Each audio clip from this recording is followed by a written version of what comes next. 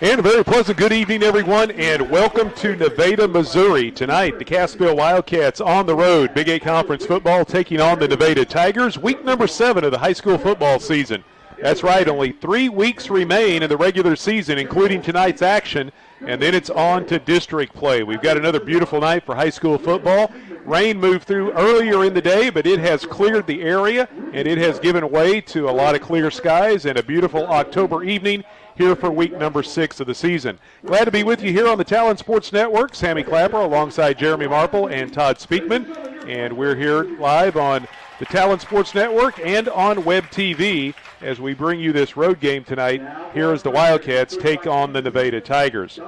Well, it's going to be another nice night, Jeremy, and we're looking forward to tonight's matchup, the first of 2 in a row for the Wildcats. And first things first, it's the Nevada Tigers. They come in with a record of 5-1, and they're ranked in the top 10 in Class 4. A good football team. They've got some speed, the skill position. They got a couple backs coming out of the backfield that can cause you lots of trouble. Cassville's going to have to play some disciplined football tonight, and they're going to have to maintain what they've done very well over the last 2 weeks on the defensive side of the football is tackling. Yeah, you've got 2 really good running backs and a talented quarterback as well for Nevada. You got to bring them down, that's for sure. Cassville comes in with a record of 3-3. They've won 2 in a row in 3 of their last 4, coming off a nice win last week in homecoming over the Mount Vernon Mountaineers. Yeah, they've got got a little momentum going. You make a long road trip up here. What you want to be able to do is kind of get in the flow quickly in the football game. You don't want to give this Nevada football team any momentum. They've got a huge home crowd over here that really supports this team, and the momentum can get out of hand pretty quick up here. We've seen that happen before. So you got to stay after it, and you can't let them really get things going and get the momentum all on their side. Well, we're going to go ahead and fire things up and get ready to go. We'll start things going with the Mercy Hospital pregame show. Mercy Hospital of Cassville, where your life is their life's work. This one of several games in the Big 8, an intriguing matchup not too far south of us. Down I-49, Monette at Lamar tonight. That one will be one we'll be keeping an eye on. Aurora is over at East Newton taking on the Patriots. Down in McDonald County, Seneca will be visiting the Mustangs, and Mount Vernon playing the non-conference game this week. After falling last week down in Cassville, the Mountaineers head to Springfield, and they're taking on the Parkview Vikings. Yeah, lots of good games tonight, lots of district implications. So, we talked about it a couple of weeks ago. Every game from this point forward, you're jockeying for position in those districts. Well, let's take a look at tonight's field condition report. It is brought to you by Security Insurance Agency of Cassville. What condition is your insurance in? Are you covered for the hazards of weather or losses unexpected? Call 847-8384. That's 847-8384. Security Insurance Agency of Cassville. Well, Nevada is still one of the schools in the Big 8. It's about half and half now, the teams that have artificial surface and the ones that have natural grass. Nevada still has the natural grass, and we're into the second half, actually the final third of the regular season. And this field is still in really nice shape, depending on how you look at some of the fields around the area. But it gets a lot of usage with youth football and also with junior high and also JV football. But a lot of grass still out there between the hashes. This field's in really good shape for tonight's contest. Oh, absolutely. Typically this is the time of year between those hashes right down the middle of the field is the wear and tear. This one looks to be in really nice shape. And they got some rain up here this morning, so that should help soften it up a little bit if it was getting very firm in any places. Yeah, and again, we talk about it each week. I try to pay close attention when the teams are warming up, the receivers are coming in and out of breaks to see how the footing is. I didn't notice any issues out here tonight. I think the field's going to play fast and fair. Yeah, and that's where you get in the fine line of getting too much rain to get it, like you said, slippery or maybe a little loose turf, as to the fact where we had been so dry for so long. You want a little moisture in there just to make it where it's not like playing on concrete. Well, yeah, like you're falling on grass, right? So, yeah, exactly. I think the field's going to play good tonight. Again, tonight's field condition report brought to you by Security Insurance Agency of Cassville. Call 847-8384. We're going to step aside here from Nevada and be back with more of the Mercy Hospital pregame show. Mercy Hospital, where quality care matters.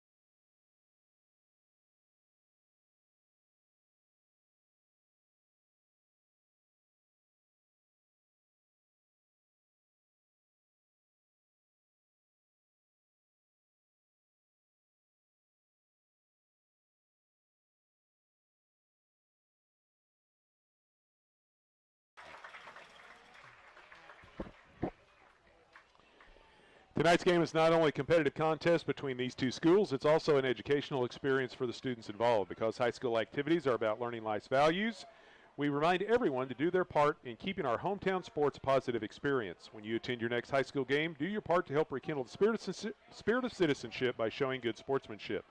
This sportsmanship reminder brought to you by Access Family Care with locations in Cassville, Neosho, Aurora, Mount Vernon, and Joplin. We continue on with the Mercy Hospital pregame show, Mercy Hospital of Cassville, where quality care matters.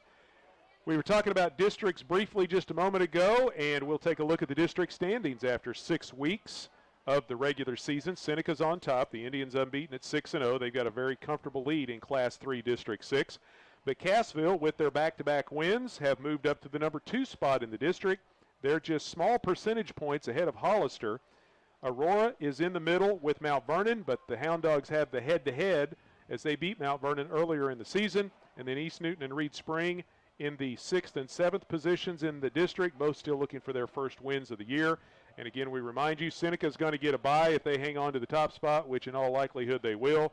But if you're one of the seeds 2 through 4, you get a home game in the first round of the district playoffs. Right, and Aurora's got East Newton. That game's got huge implications for those teams. Of course, Mount Vernon playing the out-of-conference game tonight, but they're going to get points for playing up, just like the Wildcats are going to get points tonight for playing up in classification, as Nevada is a Class 4 school. And Monette next week a Class 4 school, right. So Cassville will get some bonus points there in the Berry County Brawl. And then, of course, they'll close out the regular season against the district opponent, the Aurora Hound Dogs. Right. So, again, all these games are important, and you certainly want to try to get one of those home games to start district football.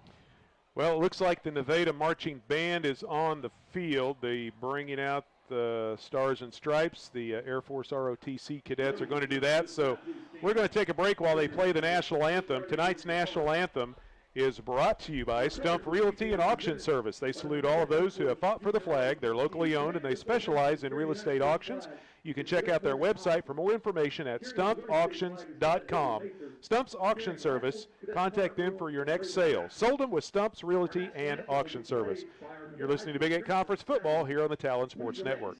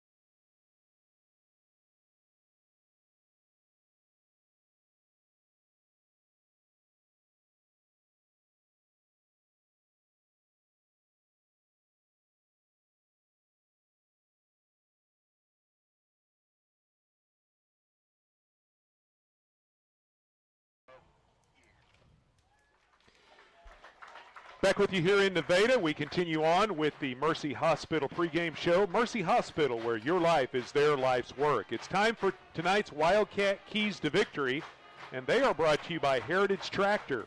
Heritage Tractor is your local John Deere dealer. They have various locations all around the area. It's a great time of year to buy a tractor. Stop in for great deals and low financing at Heritage Tractor.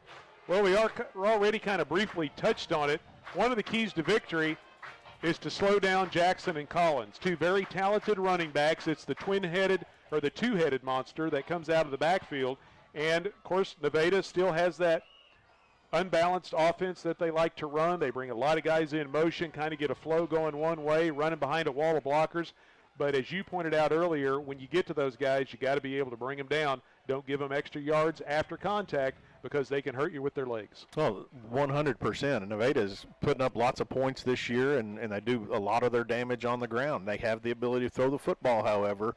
But you're right. It's you got to play discipline on the backside because they'll run misdirection and come back against the grain back at you. So you got to be disciplined and trust your reads. And, when you get to a ball carrier, if you can't bring them down by yourself, hang on because you have teammates coming. You and I have talked about a couple of times during the last 2 weeks also about ball control, hanging on to the football, taking time off the clock, because a lot of times your best defense is a good offense. Oh, 100%. And this is going to be one of those games. The Wildcats need to, manage a line of scrimmage, take control, play physical like you have the last 2 weeks.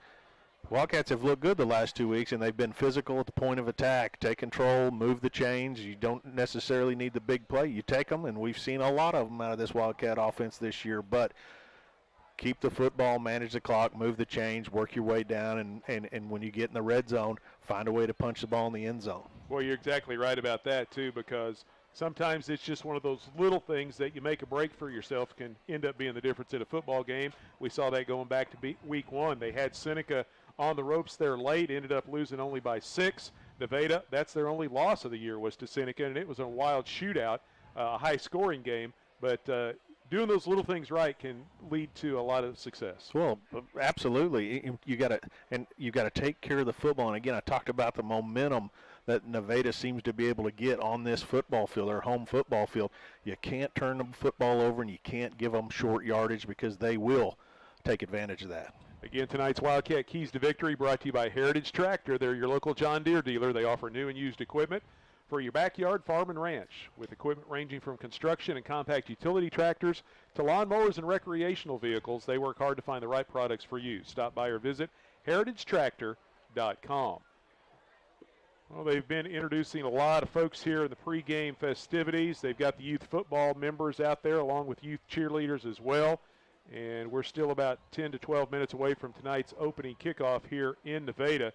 That'll give us the opportunity to step aside and let you hear some more from our sponsors of tonight's broadcast.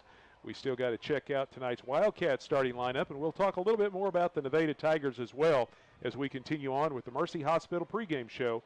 Mercy Hospital, where your life is their life's work. You're listening to Big 8 Conference Football here on the Talon Network.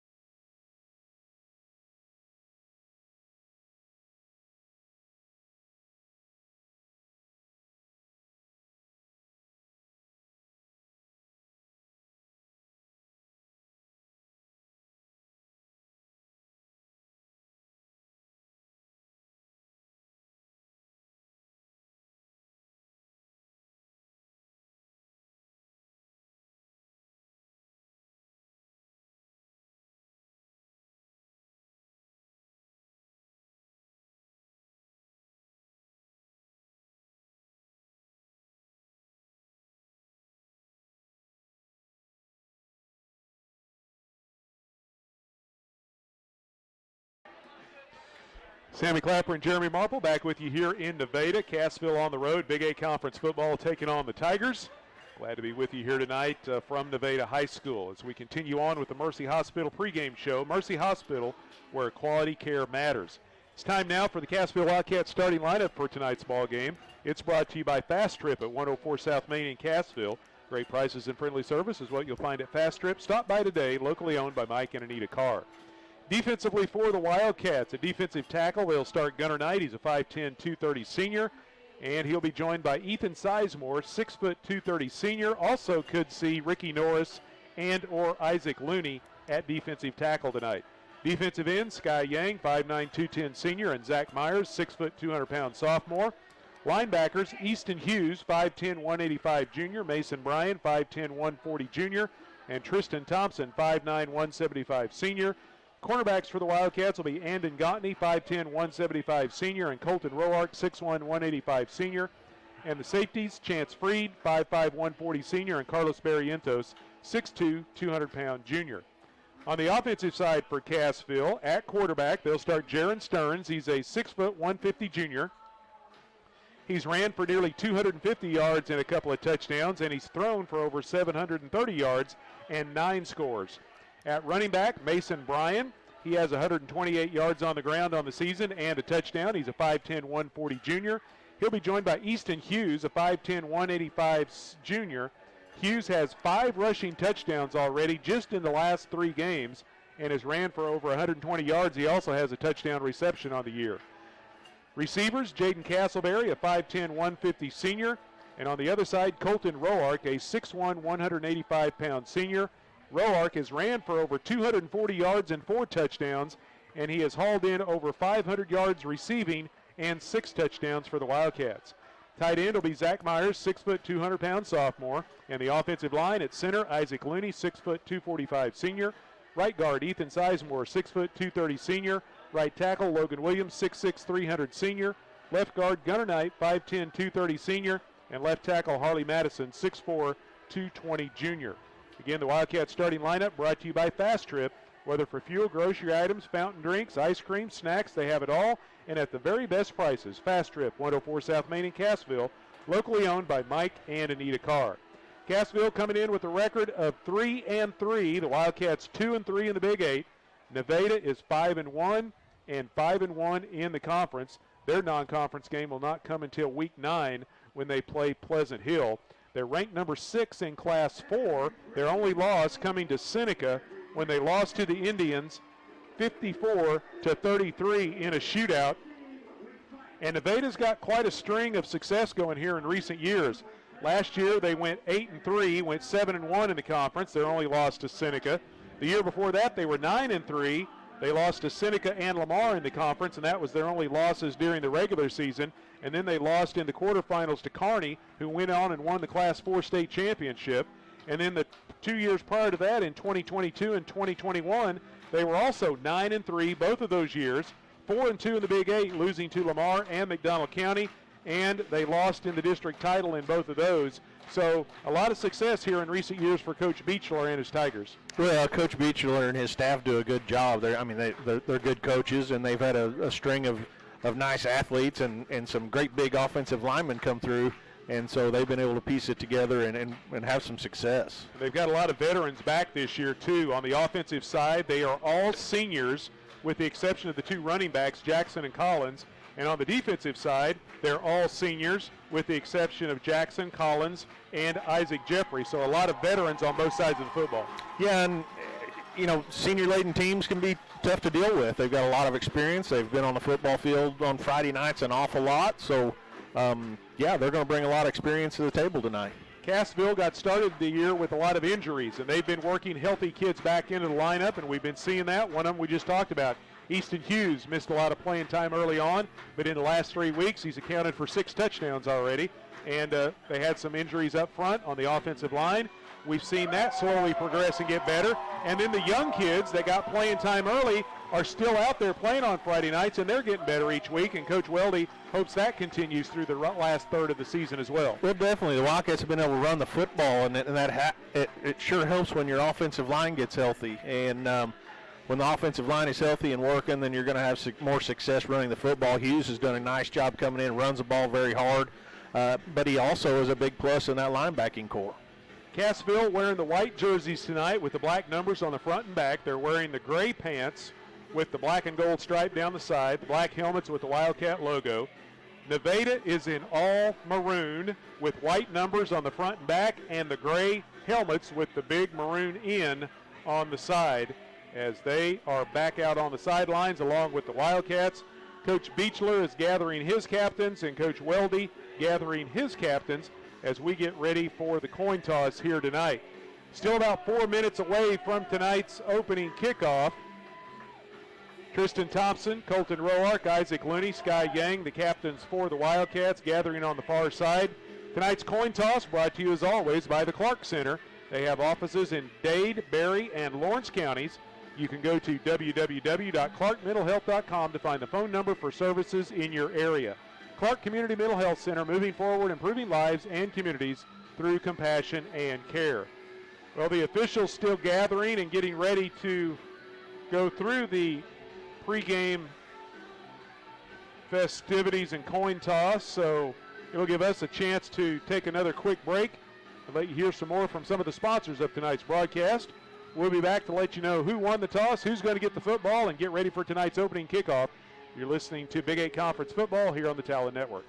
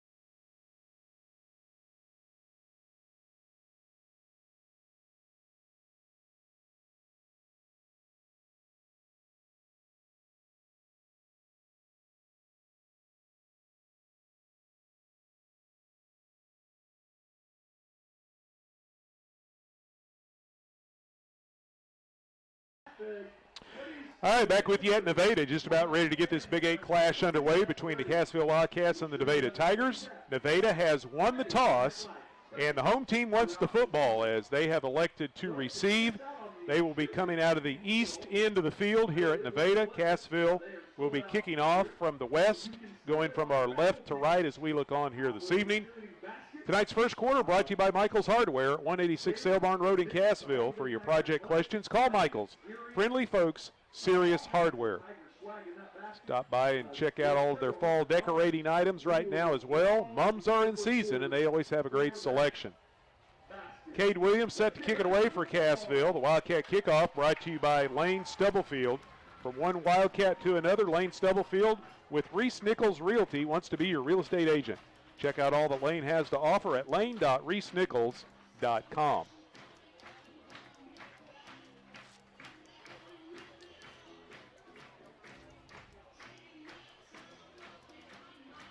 Only one man dropping back deep for Nevada.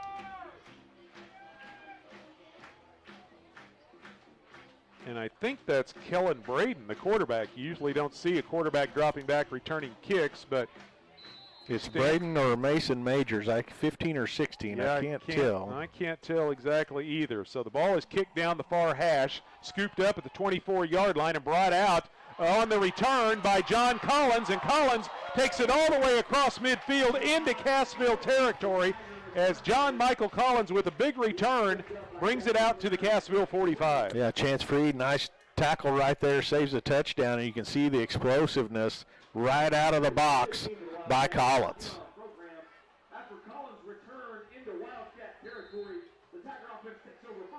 Cassville comes out with a 4-man front, and Nevada breaks huddle and comes up to the line of scrimmage.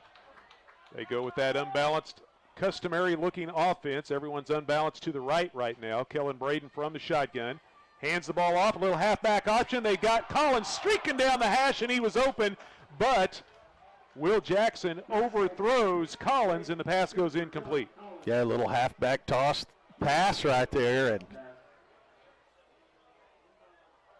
he had a step. Jackson got behind the Wildcat secondary. That's a touchdown if that ball's on the mark. So a little trickeration from Nevada on the very first play, but the halfback option pass goes incomplete, and it'll bring up 2nd down and 10.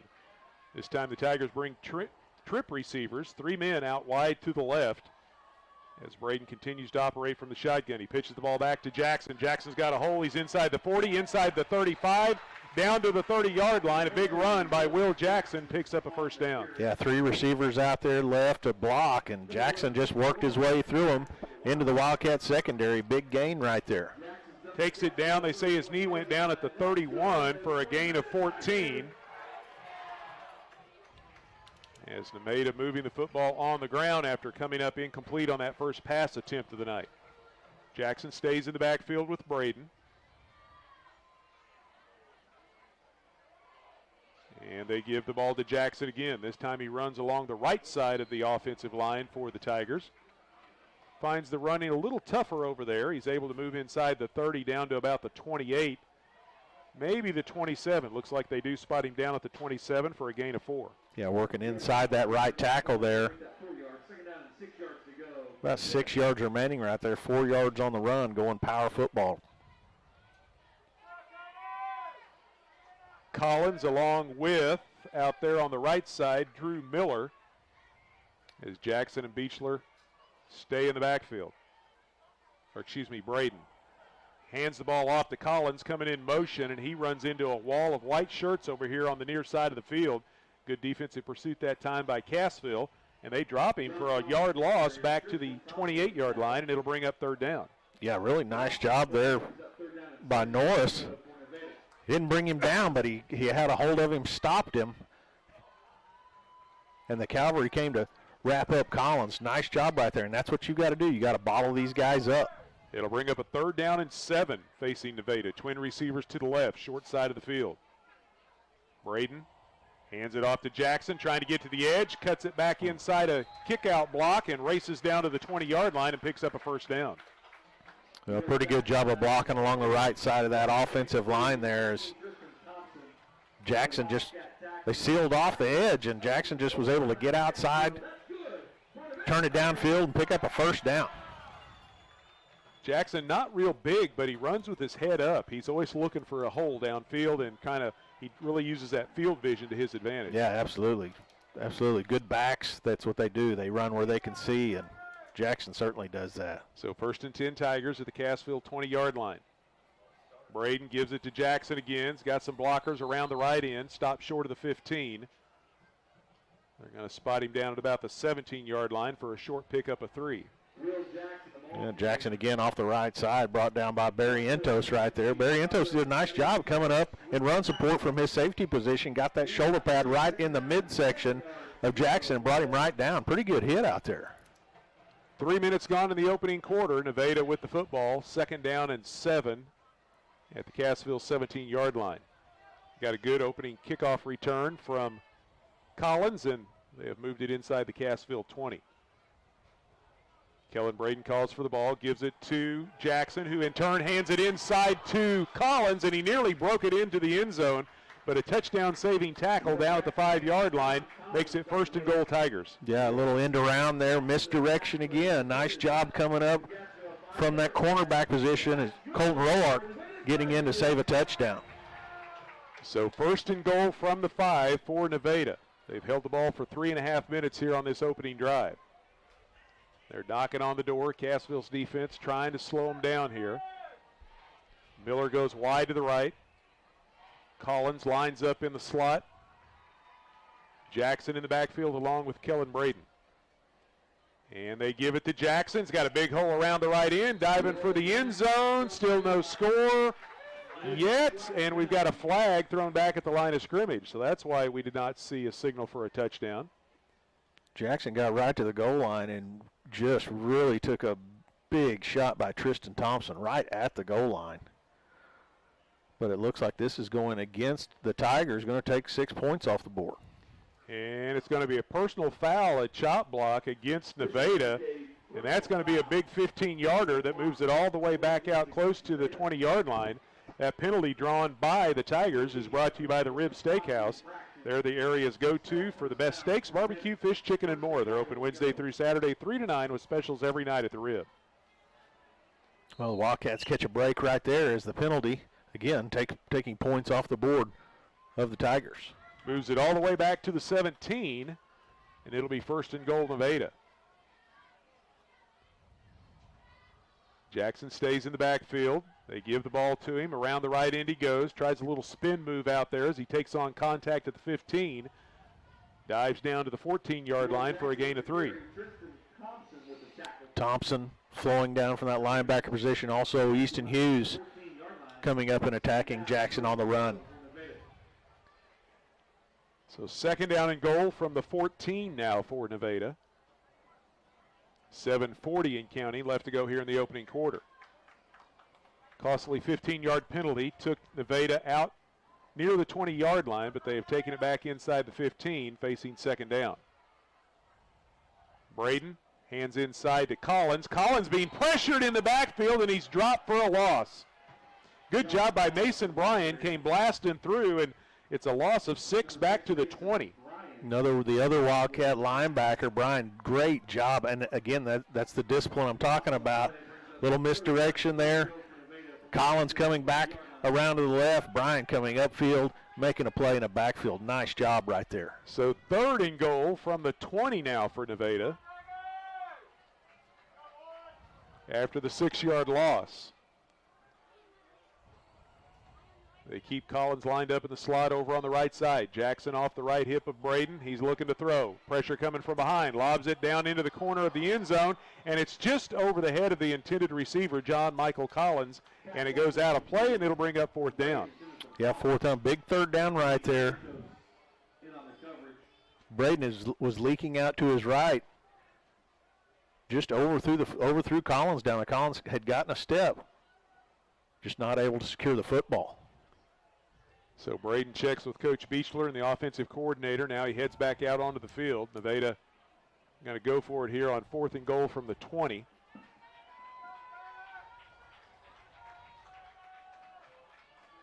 Unbalanced to the right.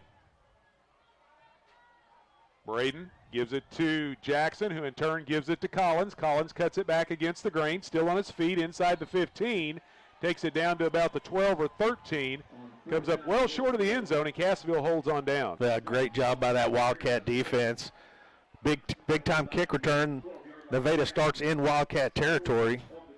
Wildcat defense stiffens, turns the Tigers over on downs. Now the Wildcat offense will come out onto the field. Really nice job. So Cassville takes over at their own 12 with 6.5 minutes left to go here in the opening quarter. Tonight's first quarter, again, brought to you by Michael's Hardware. Let them quarterback your project with the right tools and supplies for the job. Michael's, friendly folks, serious hardware. So Nevada had it for 5.5 minutes, but come up empty, and now Cassville takes over. They'll have to take care of the football here deep in their own territory. Right up the middle they go, a big hole. Easton Hughes out across the 25, breaks the tackle, across the 30. He's got the sidelines, one man to beat in Nevada territory. Takes a cutback move and is finally brought down at the Tiger 30. And as I look trailing the play, I see no flags. And Cassville with a big gainer on 1st down. That offensive line just blew off the football. Easton Hughes straight up the middle, bounces it towards the Wildcat sideline. Huge play on the first play from scrimmage for this Wildcat offense. 59 yards and a first down for Cassville. The Wildcat first down brought to you by Superior Metal. They're first in metal roofing. Look them up on Facebook or YouTube and request a free quote at 888-364-9527. On 1st and 10, Mason Bryan gets the call. He takes it right up the middle and drives inside the 25 down to the 24, is able to pick up 5 yards. Yeah, strong run there by Bryan.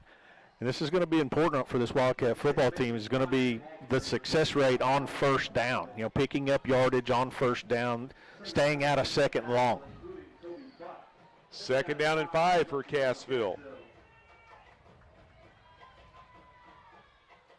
Wildcats customarily waiting till the last moment to break huddle. They've got a full house backfield. Bring a man in motion. That's the tight end. Reset him around to the left side, and the tackle over there moves. And a flag comes out, and it'll be against Cassville. Back them up 5 yards, and we'll play 2nd down again, but it'll be 2nd down and 10. Yeah, just frustrating penalties right there to put you back into that 2nd and long we just talked about. Barrientos goes wide to the left. Roark comes out wide to the right. Bryan and Hughes in the backfield. They give the ball to Mason Bryan. Big hole up the middle. He's at the 20, at the 10, at the 5. Touchdown, Cassville. Once again, that offensive line blowing off the football, clearing lanes. Mason Bryan avoiding a couple of tacklers along the way and fighting his way into the end zone. Another huge play attacking right at the teeth of this Nevada Tiger defense. 29-yard touchdown run for Mason Bryan, his 2nd touchdown of the year. And now Preston Driscoll in to attempt the point after out of the hold of Andon Gautney. Snap back, it's a little high. Gautney gets it down on the tee. The kick is up, and it is good. The Wildcat touchdown brought to you by Willis Insurance, located on the square in Cassville and also in the Bridgeway Plaza in Shell Knob. Stop by or call Willis Insurance, 847-3300 in their Cassville office, 858-3747 in the Shell Knob office. Willis Insurance, your trusted choice insurance agent. And the Wildcat Extra Point brought to you by Berry Electric Cooperative. Internet speed in Berry County is spelled go back. So Cassville took them only 4 plays to go the 88 yards. Yeah, 2 huge run plays. First play from scrimmage, Easton Hughes, and then Mason Bryan finishing it off from 29 yards out. Just running right at the middle of this defense. Great job up front, and again, good hard running by the running backs. So now the Wildcats leading 7-0, set to kick it away. Wildcat kickoff brought to you by Lane Stubblefield. He's your realtor with Reese Nichols Real Estate Agency. Check out all that Lane has to offer online at lane.reesenichols.com. Cade Williams tees it up, gets ready to kick it off once again. It was a good return by John Michael Collins last time. He kicks it away from him, goes to the other side of the field. It's scooped up back at the 12-yard line, brings it right up the middle of the field, and that is 15, Mason Majors, and he brings it across the 30 out to the 32. Mason Majors, we didn't talk about him, but we saw a little speed right there on that kick return. Lone deep man, but the guys just in front of him is Collins and Jackson. So 3 dangerous guys back there waiting for that football. Yeah, there's a lot of speed coming out of that back into that kick return for Nevada Tigers. Drew Miller goes wide to the right. They go unbalanced that direction as well.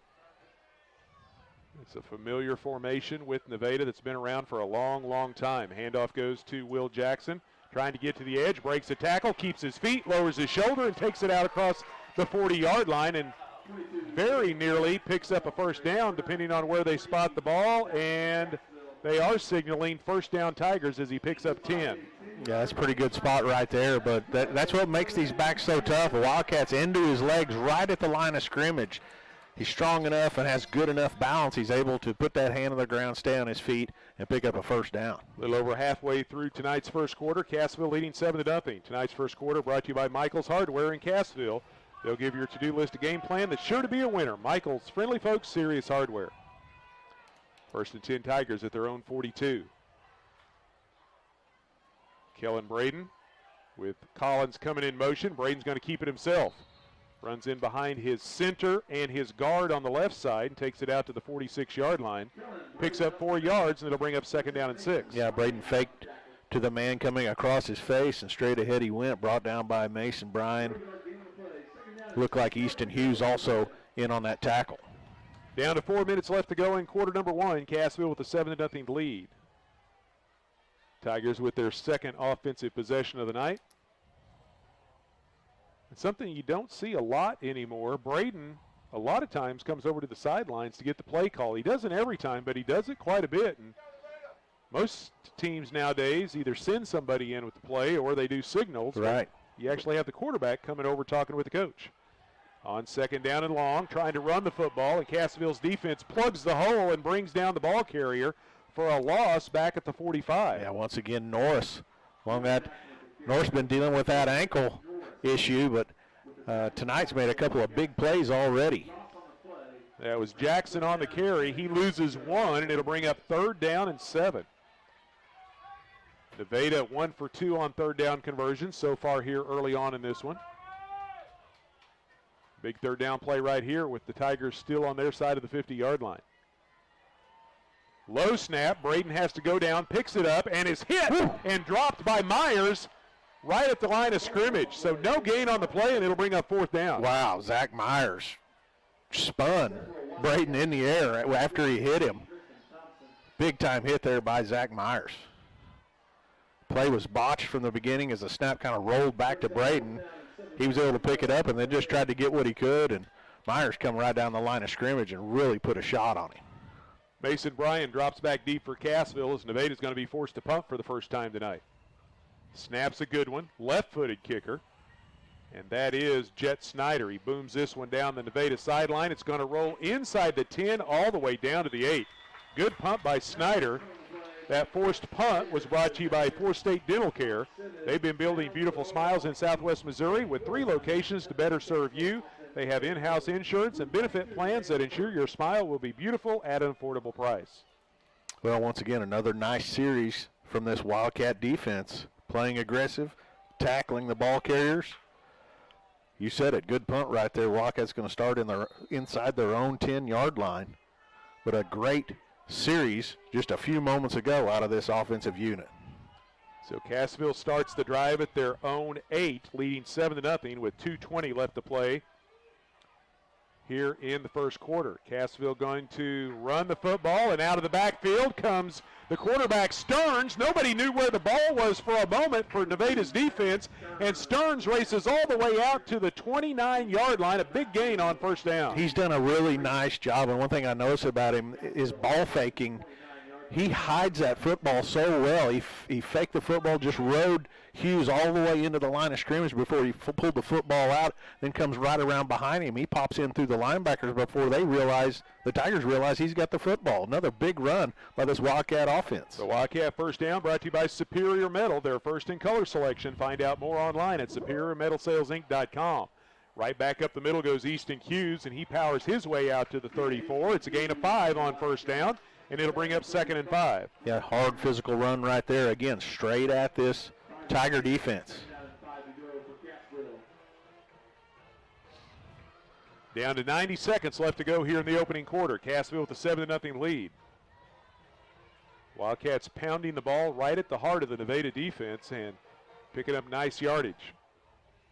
Bredesen this time goes wide to the left. Roark comes out wide to the right. Cassville goes with the split backfield once again behind Stearns. And again, they go right up the middle, and a big hit put on that time by the linebacker for Nevada. That was Drew Miller. And Camden Beebe this time taking the football off the right side.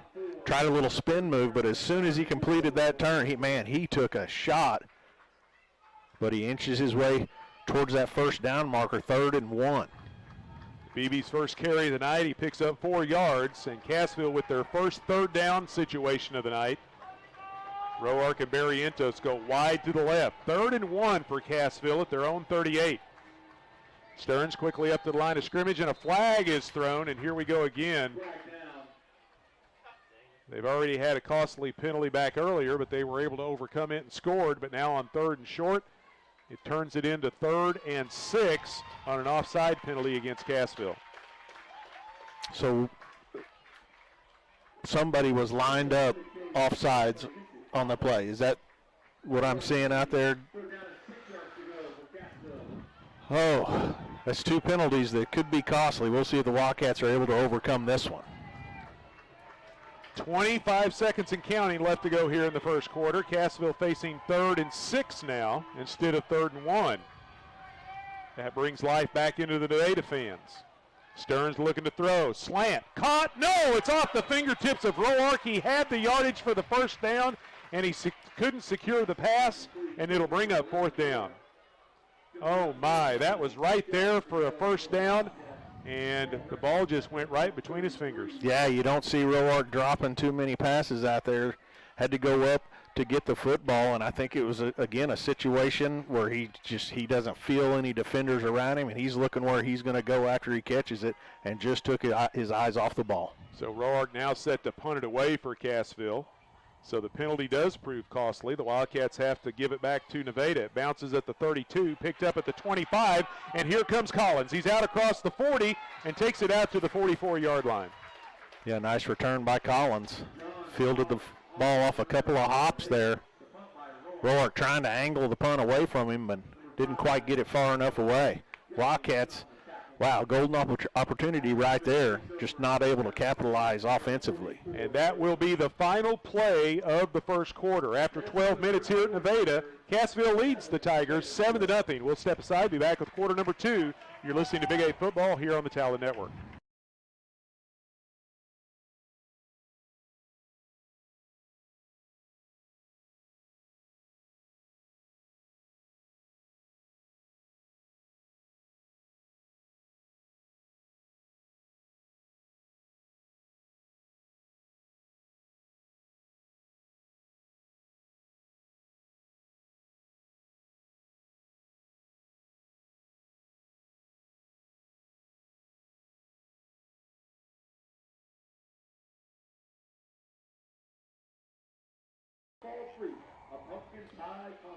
Back with you in Nevada. We move on to the second quarter. Cassville leading the Tigers 7-0. Tonight's second quarter is brought to you by Roark Diesel. Since 2006, they've been providing Cassville and the surrounding area with a huge selection of diesel performance products.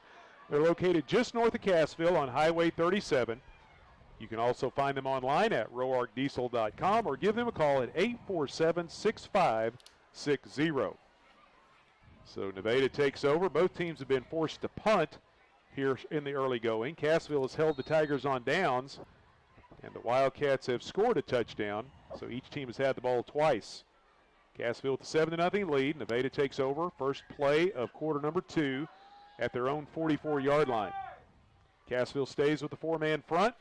Nevada unbalanced to the right. High snap, but it's taken down by Braden, and he hands it off to the running back, Jackson, and he is immediately swarmed under by a couple of Cassville defenders. Yeah, Easton Hughes made a great read, got into the backfield, got his arms around Jackson and brought him down. And what a read and a great play there by the Wildcat linebacker. That is back-to-back carries for Jackson for negative yardage as he loses one back to the 43. Second down and 11. As we get deeper into the season, the lights taking full effect, and we're only at the start of the second quarter.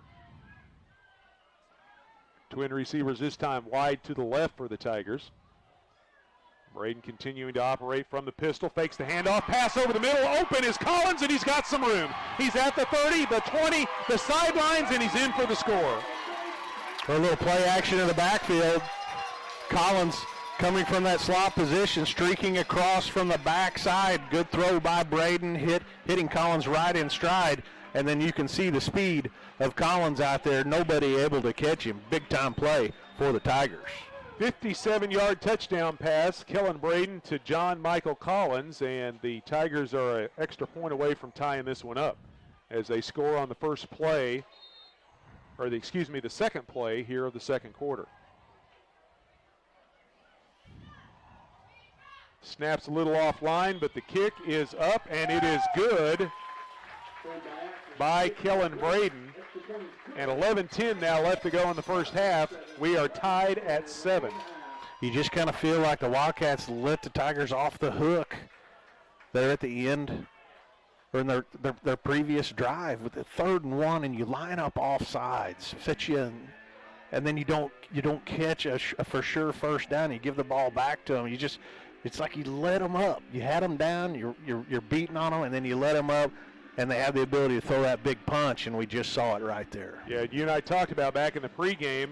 A lot of times it comes down to just those little things, and we've already seen a couple of those little things cost Cassville some opportunities here. We'll see if they can get things going back in the right direction. 7-7 is our score, and Nevada now to kick it off to the Wildcats. And handling the kickoff duties for the Tigers is Sean Simmons. Roark and Beebe back deep, and it's scooped up by Colton Roark at his own 21-yard line. He's got a big hole around the right end, and he's off to the races. One man to beat. There he goes. Colton Roark all the way. Touchdown, Cassville. The 5th kickoff return of the year for a score for the Wildcats. What an answer. What an answer. I'm down on the Wildcats. They let them up. They're beating on them. They let them up. Now the Wildcats come back swinging. Another kickoff return. Unbelievable. And that's the 3rd time that's happened this year after a big play by their opponent. It takes all the momentum that they just pulled to their sideline away from them. Special teams. And the 5th kickoff return of the year for a score. 3 different guys. BB 3 times, Bredesen once, and now Colton Roark. Unbelievable. Unbelievable. And the kick by Preston Driscoll is up, and it is good. A 79-yard kickoff return by Colton Roark, and the Wildcats are back in front. The Wildcat touchdown brought to you by Willis Insurance.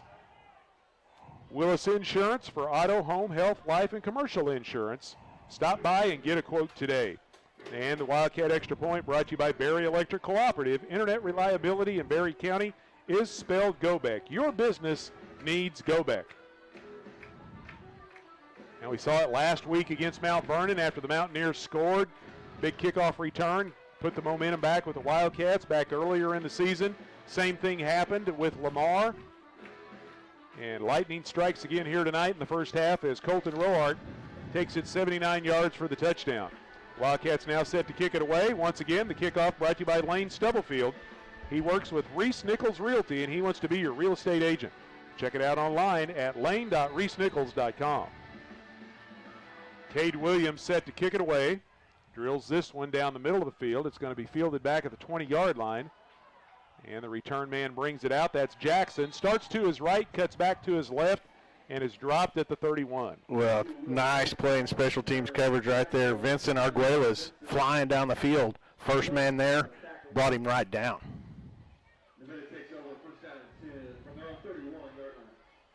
First and 10 Tigers. 10:50 left to go in the first half. Again, tonight's second quarter brought to you by Roark Diesel. If your engine's not running just right, take it to Roark Diesel Performance. They specialize in diesel performance. You can find them just north of Cassville on Highway 37. Give them a call at 847-6560. Braden hands the ball off to Jackson, who gives a little inside handoff as we see another little misdirection deception play there. That time Jet Snyder gets the football, but is dropped after a short gain of only 2 yards up to the 33. Yeah, again, like you say, misdirection, this time going back towards the left. Zach Myers got him low. Big Ethan Sizemore hit him high and brought him down. Physical along that defensive line right now are the Wildcats. And that's one thing with the formation that they set up in. It's kind of unorthodox looking. It's always unbalanced, most of the time to the right. But you can do so many wild and crazy things out of it. We saw it right there. It looked like the flow was coming towards the strong side, but they give it going the other way to Snyder. Good job of the Cassville defense keeping him to a short pickup. Now Braden looking to throw, and he's got a man open. The big tight end in Cassville territory is Simmons, and he hauls it down at the Wildcat 42 and then takes it inside the 40 down to the 38. Yeah, that play action it can be so effective when you're a run-heavy team. It sucks the linebackers up. Big tight end got in behind everyone, just wide open out in the middle of the football field. Another nice throw by Braden and a good catch. Ultimately brought down deep downfield, another first down for the Tigers. It's a gain of 29 yards, 1st and 10 Tigers at the Cassville 38. They bring 3 receivers out wide to the right this time. Keep Jackson in the backfield with Braden. Fake the handoff to Will Jackson. Braden rolling to his right under pressure. Now he's going to have to run. Sky Yang forcing him towards the sidelines, and he throws it away. Yeah, big time pressure. Braden running towards that Tiger sideline. Looked like Thompson and Sky Yang just chasing all the way to the sideline. Braden throws it away at the end of the play.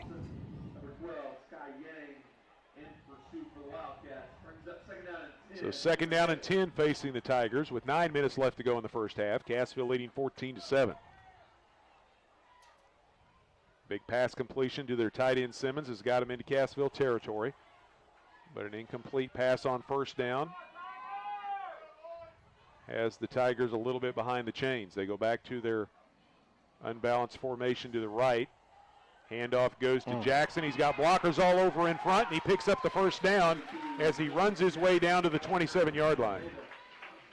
Yeah, power football off the right side. There wasn't much room to get through right there. Jackson somehow was able to squeak through that seam right at the line of scrimmage. And once he gets there, that pursued by this Wildcat defense, he's just right down the field, and he covers so much ground so quick, picks up a 1st down. It's a gain of 11, 1st and 10 Tigers at the Cassville 27. Inside 9 minutes now left to play here in the first half. Cassville with a 14-7 lead. Tigers driving the football.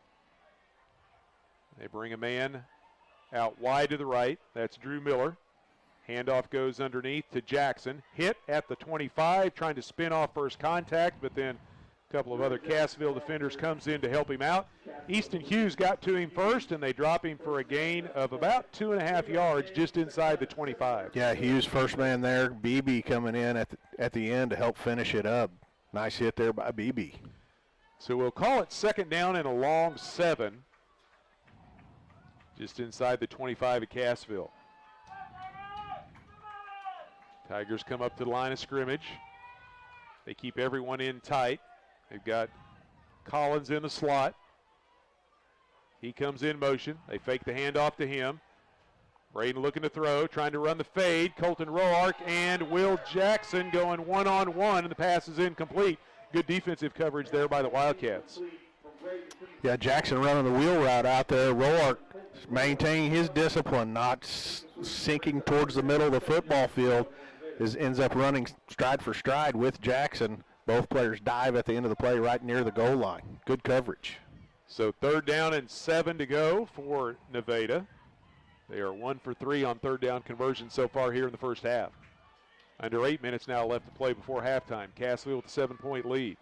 Big 3rd down play right here once again. We've already had several of those here in the first quarter and a half. They pitch the ball back to Jackson's got a couple of blockers on the edge, breaks the tackle and nearly slips it inside the 15 for a score, but it was Chance Freed who got a hold of the foot of Jackson and drops him down at the 12-yard line, but it'll be 1st down Tigers. Yeah, good tackle in the open field there by Freed, coming up from that safety position, getting into the legs of Jackson and bringing him down. It's a gain of 12. 1st and 10 Tigers at the Cassville 12-yard line.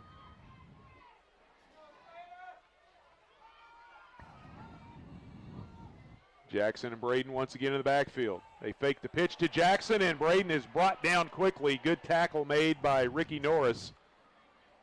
And it is going to be a loss on the play as they spot it down back at the 13.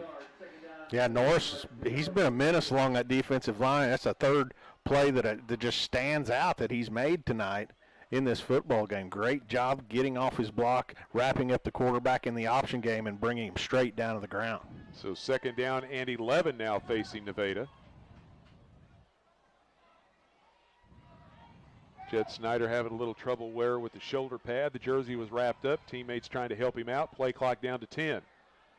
Collins comes in motion. Braden fakes the handoff to him and keeps it off the left tackle. Takes it down to the 8-yard line. Is able to pick up about 5 or 6 yards, and it's going to bring up 3rd down. Yeah, Braden running that option, and Jackson and Collins are going to draw a lot of attention from this Wildcat defense. He made a nice read right there to keep the football and try to work his way off that left side, but not a big gain there, gain of maybe 4. So 3rd down and long from the 8-yard line. They can get a first down by getting down to about the 2. Tigers take their time coming up to the line of scrimmage. Play clock down to 9. Braden with Collins in motion. Hands the ball off to him. He's trying to get to the edge, and an open field tackle over there. Once again, that's Freed getting into the legs of John Michael Collins. Drops him down at the 4-yard line, and it'll bring up 4th and 2. Another really, really nice tackle by Chance Freed in the open field. This time against Collins. He flies from his safety position across the field, gets right into the legs, and dumps Collins out there. Great tackle.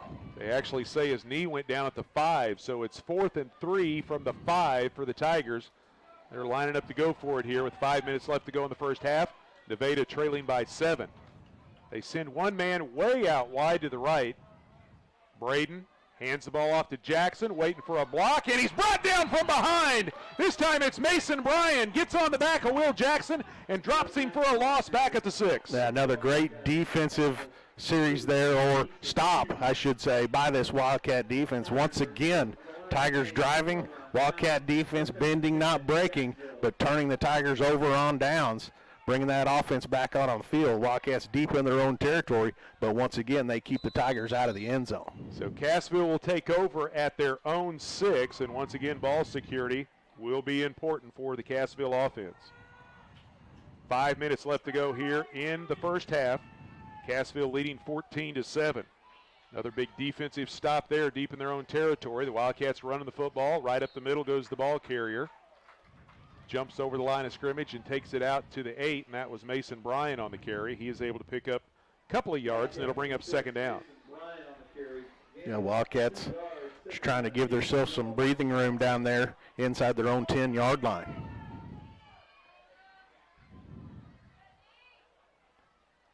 Nevada had the ball 11 plays. Took almost 6 minutes off the clock, but came up empty. 2nd down and 8 for Cassville. Plenty of time on the play clock. Stearns brings Roark in motion. It's a low snap, and flags go flying everywhere. And this is going to be another penalty against Cassville, as we had some movement along the line of scrimmage, and that's going to back the Wildcats up closer to their own goal line. It's going to be half the distance to the goal, and it'll put it down at the 4. Yeah, 3rd offensive penalty against the Wildcats tonight. They're not doing themselves any favors. It's hard enough to win football games, let alone when you have penalties, and now they're working behind the chains inside their own 5-yard line. Bredesen and Roark go out wide to the right for Cassville. 2nd down and 12 inside the 5. Split backfield behind Stearns. Hand the ball off. No. Stearns fakes the handoff and takes it out to the 10. Takes a shot from a Nevada defender, but hangs on. Gives the Wildcats a little breathing room once again as they spot him down at the 11.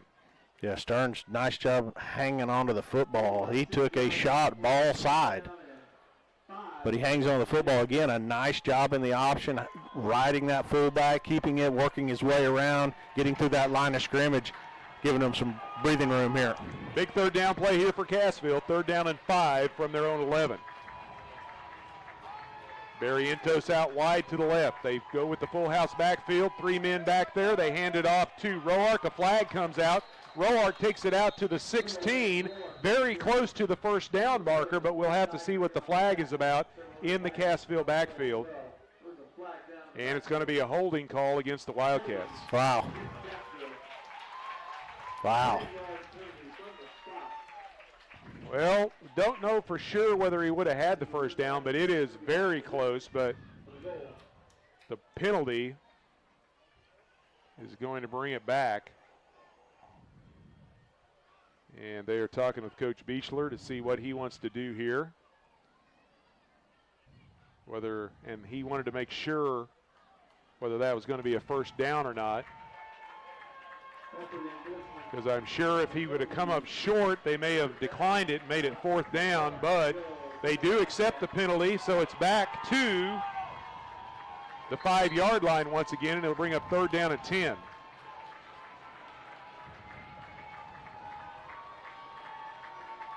as it's half the distance to the goal for the second time. Stearns looking to throw. Forced out of the pocket, has some running room along the near side. He's across the 15 out to the 16 and may have picked up the first down. Stearns with a little nifty footwork there along the Nevada sideline. Going to depend on this spot, but I think he knew exactly what he needed, and he did, just getting enough, avoiding the big hit along the Nevada sideline, just got enough. Great job by Stearns right there. He picks up 12 yards and a first down. The Wildcat first down brought to you by Superior Metal. They're first in all your farm building needs. Check them out online for examples of what they can custom build for you. SuperiorMetalSalesInc.com. Big first down picked up by the Cassville quarterback.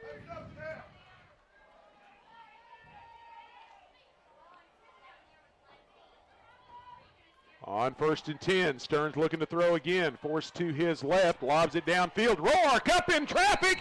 Did he come down with the football? Wow. Yes, he did. Between two defenders, first down out at the 40-yard line. The play action rollout against a right-handed quarterback rolling left. Stearns able to escape a little pressure to get the shoulders up, throw the football down the Tiger sideline between two defenders. Again, we've seen it. We've come to expect it from Colton Roark. What a catch. The Wildcat first down brought to you by Superior Metal, their first in color selection. Check out their gallery at SuperiorMetalSalesInc.com. 1st and 10 Wildcats at the 40. This time the handoff goes up the middle. Easton Hughes, the ball carrier, taking on contact. He's got four defenders that finally are able to bring him down. A hard run by Hughes, picking up 2 or 3 yards, and it'll bring up second down and long. Yeah, Hughes runs the ball hard. He's strong lower body. And as you said, it 4 defenders were, and they just stretched him to the sideline before getting him to the ground. 2 minutes left to go here before halftime. Cassville leading 14-7. Wildcats second down and almost 8 yards to go at their own 43. Stearns, quick drop, pump fake, looking for Bredesen, and now he's going to be hit and dropped as he is sacked back inside the 40-yard line. Pressure coming from behind that he never saw, and it's going to be 3rd down and 11 facing Cassville. And I think the Tigers took a timeout here. Big sack, just a blind side coming from behind Stearns. He's looking downfield, and defender almost unblocked, really teed off on him. It's a loss of 6, 3rd down and 11 facing Cassville.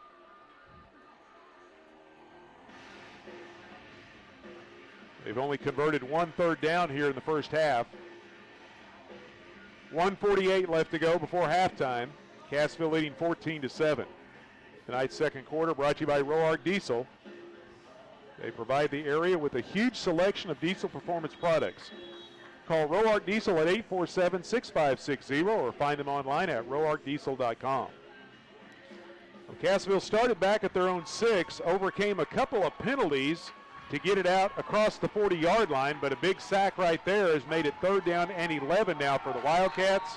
They've got to get the ball to midfield to pick up the first down.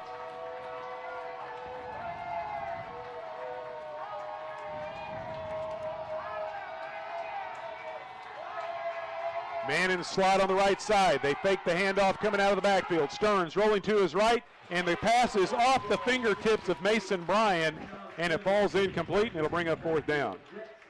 Ball throw just a little out of reach of Bryan. Would have had the yardage for the first down. Just not able to secure right along that Wildcat sideline. Roll out, sprint out pass this time by Stearns. Threw a bullet down there. Wildcats just not able to secure the ball. So Cassville forced to punt the football here. Colton Roark to kick it away. Good snap this time. Kick. Angling away from the return man. That's Collins. Bounces at the 25, rolls inside the 20. Still rolling, and it's finally deadened down around the 15-yard line. Good punt that time by Roark. Yeah, angled. This time got it angled away over towards that Wildcat sideline. Tigers are going to have a minute and a half to do something with this offensive possession before halftime. Wildcats leading 14-7. Looks like they're going to spot it down the nose of the football, touching the 15 for the Nevada Tigers.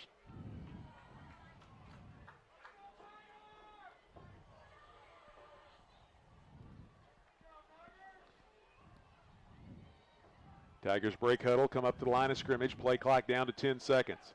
Cassville stays with the four-man front. Kellen Braden hands the ball off. Around the left end comes Jackson. Jackson breaks a tackle. He's off to the races down the sidelines. Finally forced out a play out near midfield. Good job by Chance Freed to chase him down, but not before Will Jackson takes it all the way to the 48 of the Tigers and picks up a first down. Yeah, that's about the third touchdown saving tackle Freed's had tonight. Again, chasing, had the angle on Jackson right there, caught him right in front of the 50-yard line. Jackson already approaching 100 yards, and now the ball is caught by Snyder and then coughed up, but he falls on the football. Well, they said it was going to be an incomplete pass as the side judge comes in and says Snyder never had possession of the football, but Nevada would have recovered. It ends up being an incomplete pass, second down and 10. Snyder turned for that football. Tristan Thompson, the linebacker, was getting out in the flat end of coverage, was able to get an arm in there to help the ball fall incomplete. Good hustle to get out there in coverage by the Wildcat linebacker. So after the 33-yard run by Jackson, incomplete pass, second down and 10, Tigers at their own 48. Braden this time fakes the handoff to Jackson, throws across his body, and a big hit put on by Roark out there on the receiver, John Michael Collins, and he is slow getting up. My goodness. Collins went up in the air just a little bit, and Roark went low, and Collins is still shaken up. He got to his feet, walked back to the 45, and then he went down again. He is going to be feeling that one tomorrow. He's feeling it right now for all that goes. That was full speed, an out route to Collins. Roark read it immediately and had about a 10-yard sprint right at him and just delivered a boom right there. What a vicious, vicious lick.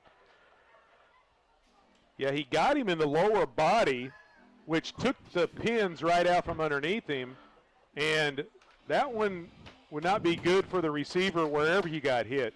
If you get hit low, it's going to mess with your knees, but if he would have took that in the upper body, that may have jarred some brain cells loose. I mean, it was clean. He hit him in the thighs, you know. He's not going at the knees. He's not going at the head. He came through to, take the legs out at the thigh level. Yeah, there was nothing wrong with it. It's just how you're going to feel it as the guy that's getting hit. Wicked, vicious hit right there. And it brings up third down and 8. In fact, I think Roark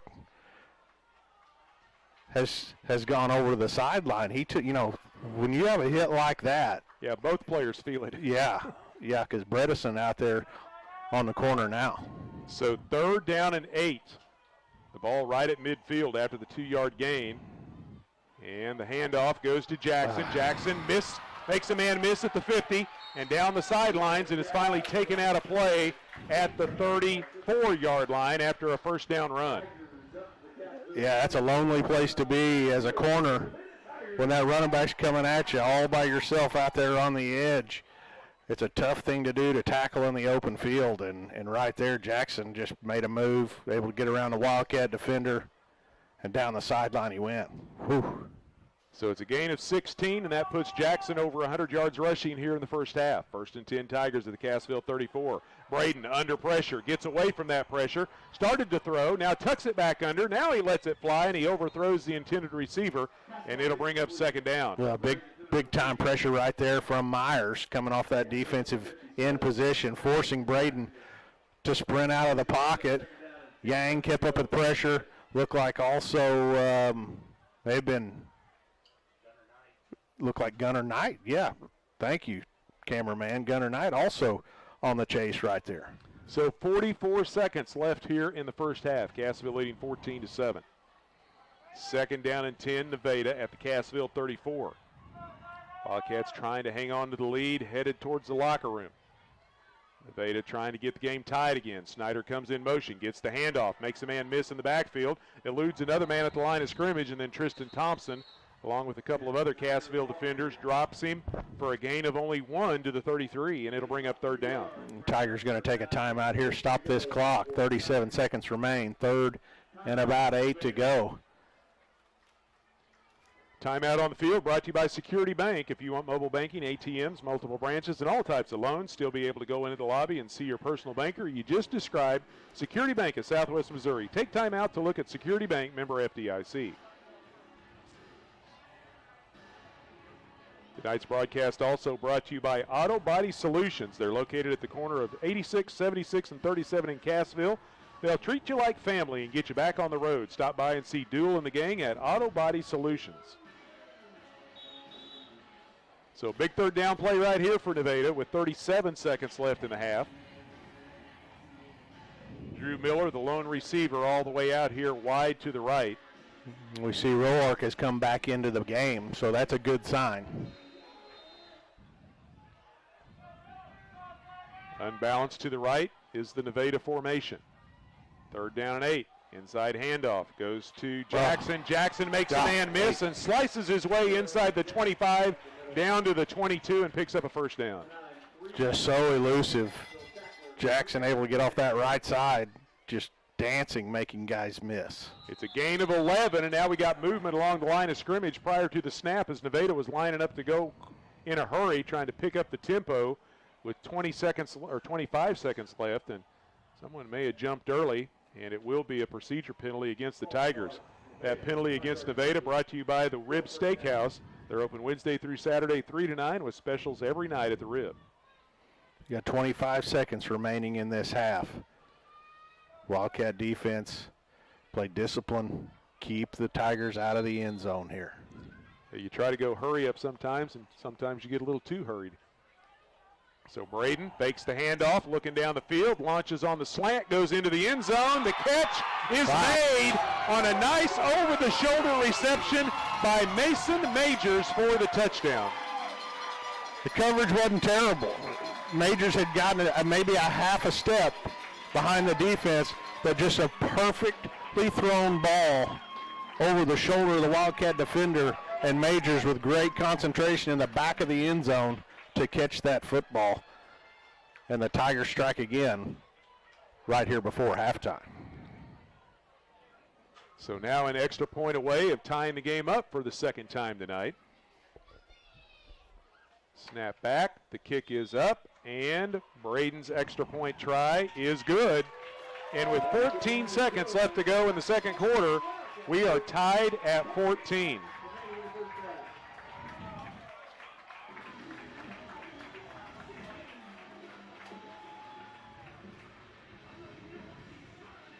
Nine plays, 85 yards. Minute and 20 seconds off the clock, and the Tigers have struck to knot this game up. Yeah, just a perfectly, you couldn't, that ball had to be thrown right there for that play to be successful. He threw it on a rope just over the shoulder of the Wildcat defender, and that's great concentration by Majors to bring it in. And he had to throw it just in the right spot to keep it in play, too, because Majors caught that with only about 2 or 3 strides before he got to the end line. Exactly. He ended up going to his knees and sliding out of the back of the end zone. So a perfectly thrown ball by Kellen Braden and a nice over-the-shoulder catch by Majors for the score. Simmons now tees it up, set to kick it away. We've got Bryan back deep for Cassville. They're going to go with a little squib kick. It's fielded up at the 32-yard line. Picked up for a moment, and then the return man thought better of it and slides back down.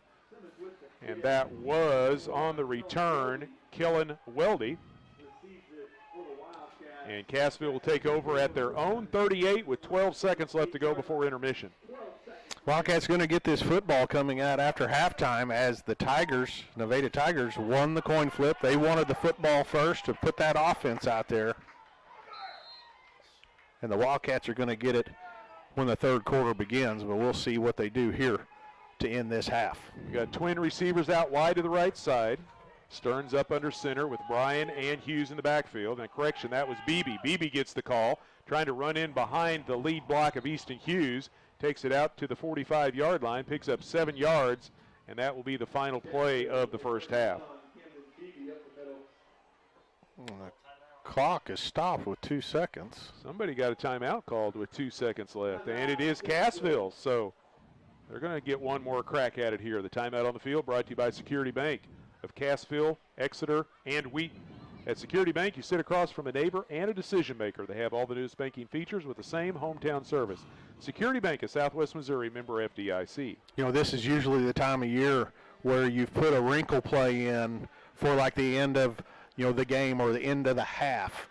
And with the Wildcats calling a timeout with 2 seconds remaining right here on their own 45, makes me wonder if Coach Weldy called that timeout and say, hey, we're going to run, whatever the new play we put in this week is to see if they can hit it for a big one here. Yeah, this is the time we're going to do it. Yeah.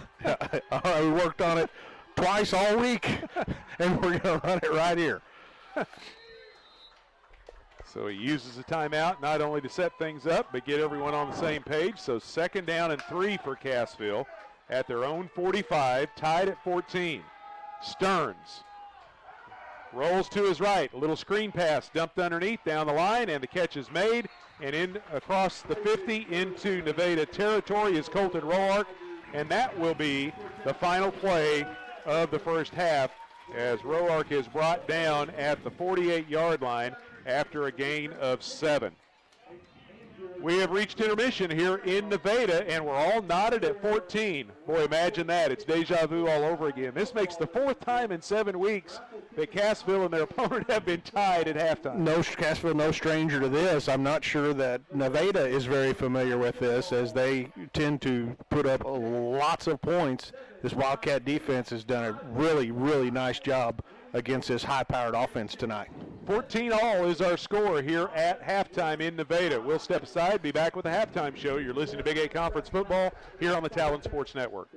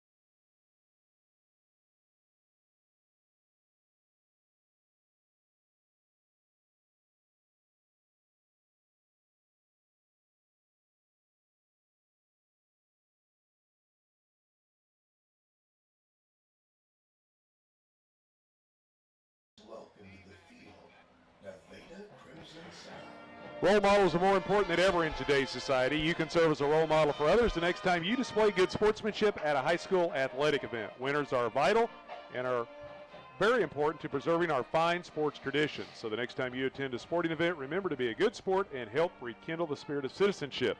This sportsmanship reminder brought to you by Access Family Care with locations in Cassville, Neosho, Aurora, Mount Vernon, and Joplin. We are at halftime here in Nevada. The Tigers and the Cassville Wildcats all knotted at 14 points apiece. Cassville got on the board first with 5:10 left to go in the first quarter. After just 4 plays covering 88 yards, the Wildcats took the early lead on a 29-yard run by Mason Bryan. The extra point put the Cassville Wildcats up 7-0. Nevada answered, though, with a drive of their own that ended with a big 57-yard pass from Kellen Braden to John Michael Collins, and we were knotted at 7. Cassville returned the ensuing kickoff 79 yards by Colton Roark to put the Wildcats back up by 7, but then Nevada, in the final seconds of the first half, another touchdown pass from Kellen Braden, this time to Mason Majors, covering 28 yards, and we're knotted at 14 at the break. Yeah, what a half of football. I mean, it's been fun. We've seen big hits. We've seen a 5th Wildcat kickoff return, 4 touchdown. We've seen physical football out here. Again, this Nevada Tiger football team has been putting up a ton of points this year. This Wildcat defense has brought it tonight physically against this team. And what can you say, certainly early in the game, about the Wildcat offensive line and the runners, working their way down the field. You feel like the Wildcats left some points on the field. They had a drive in that first quarter where they had a 3rd and 1. Then they had somebody line up offside, 3rd and 6. They run a pass play, and the receiver's open, and he just doesn't bring it in, which would have been a first down to keep that drive alive, as the Wildcats have been moving the football with a lot of success. But the offensive penalties just killed the Wildcats trying to maintain that momentum that they were generating during the first quarter of this game. So credit Nevada coming back and tying this thing up. But Wildcats, I'm telling you, they left points on the field, and it was self-inflicted. So they're going to work to correct some of these. And some of that stuff, it's very correctable. It's mental. You got to focus, guys. Hey, don't do whatever. But there's a whole lot of good things they can go in this locker room and talk about what they did in this first half and build on and come out and take this opening kickoff of the second half and work their way down and get back on top in this one. Yeah, because Cassville came out tonight just running the ball right between the tackles, right down the throat of Nevada's defense. Yes. The Tigers started making some adjustments late in the first quarter and into the second quarter. They kind of changed things up a little bit, but then Cassville was finding some success going over the top with the passing game a couple of times and also going outside a little bit, using some of their athleticism that way. The quarterback Stearns had a couple of nice runs, but as you said, a couple of little things that they did to themselves have kept them from adding maybe some more points on the board.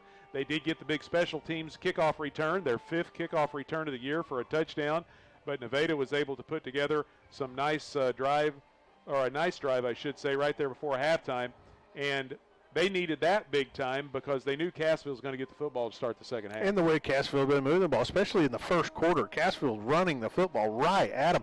They didn't have to do anything else. They let the offensive line fire off the ball. The runners were finding room and really blasting the Tiger defense in the second quarter. Like you said, the Tigers made some adjustments along that offensive front, so Wildcats keep them honest. They go to the air a little bit, start throwing the football. You got to do that. And, they stop with something, you try something else, and you're still able to move the football. So, again, Wildcats left some points on the field in this first half, but they did a lot of good things, and there's a lot of good things to talk about in that locker room. A few things to correct, but the way the Wildcats are playing, they're in this game right here, and they're going to get the football, and we're going to see it's going to be quite a second half, I have a feeling. Well, we're tied at 14 here at halftime in Nevada between Cassville and the Tigers. Looking at the other scores from around the area, we turn to the Jimmy Mitchell Motors area scoreboard. It's brought to you by Jimmy Mitchell Motors, your Ford dealer in downtown Aurora. They're located at 555 South Elliott Avenue. For new and used vehicles, go to Jimmy Mitchell Motors. You can also find out more online at jimmymitchell.com. That's Jimmy, MICHEL.com. Monette just down the road south of us here on I-49 in Lamar taking on the Tigers, and the Cubs lead Lamar 24-14 late in the first half. East Newton Patriots have a big lead early in that ball game at home against Aurora, 26-0 over the Hound Dogs. Seneca McDonald County's reached halftime as well down in Anderson, and the Indians lead the Mustangs 28-12. Mount Vernon has an early 7-0 lead over Springfield Parkview. Marionville 14-0 over Sarcoxy at the half. Pierce City and Lighthouse Christian, the last score we got, it was scoreless. That was early in the first half. And then a couple of district or possible district opponents that we're keeping an eye on what they're doing here in week number 7. Clever at Hollister, that game is scoreless early in the first half. Same thing for Fairgrove at Reed Spring. Yeah, some interesting scores there, and hopefully we're able to get some more scores as we move forward, but it'll be interesting to see how some of these games end up. It's going to be real interesting to see how this one ends up, and it's because it's shaping up to be a barn burner. 14-14 here at halftime as the Nevada Marching Band entertains the crowd, a big crowd here on hand for this one tonight, and we're glad to have you along here on the Talon Sports Network as well. We're going to take a break, be back with more of the halftime show. You're listening to Big 8 Conference Football here on the Talon Network.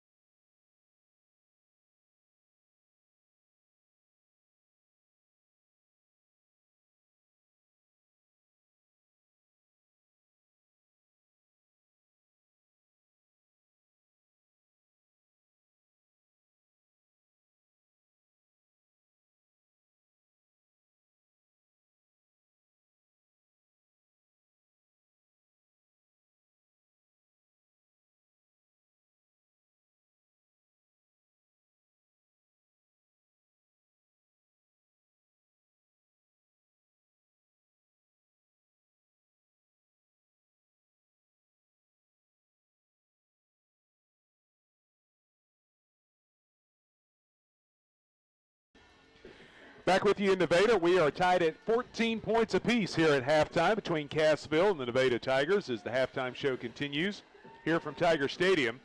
All right, Silver Dollar City, along with Talon Sports and Children's Smile Center, have teamed up to send you on a Silver Dollar City adventure.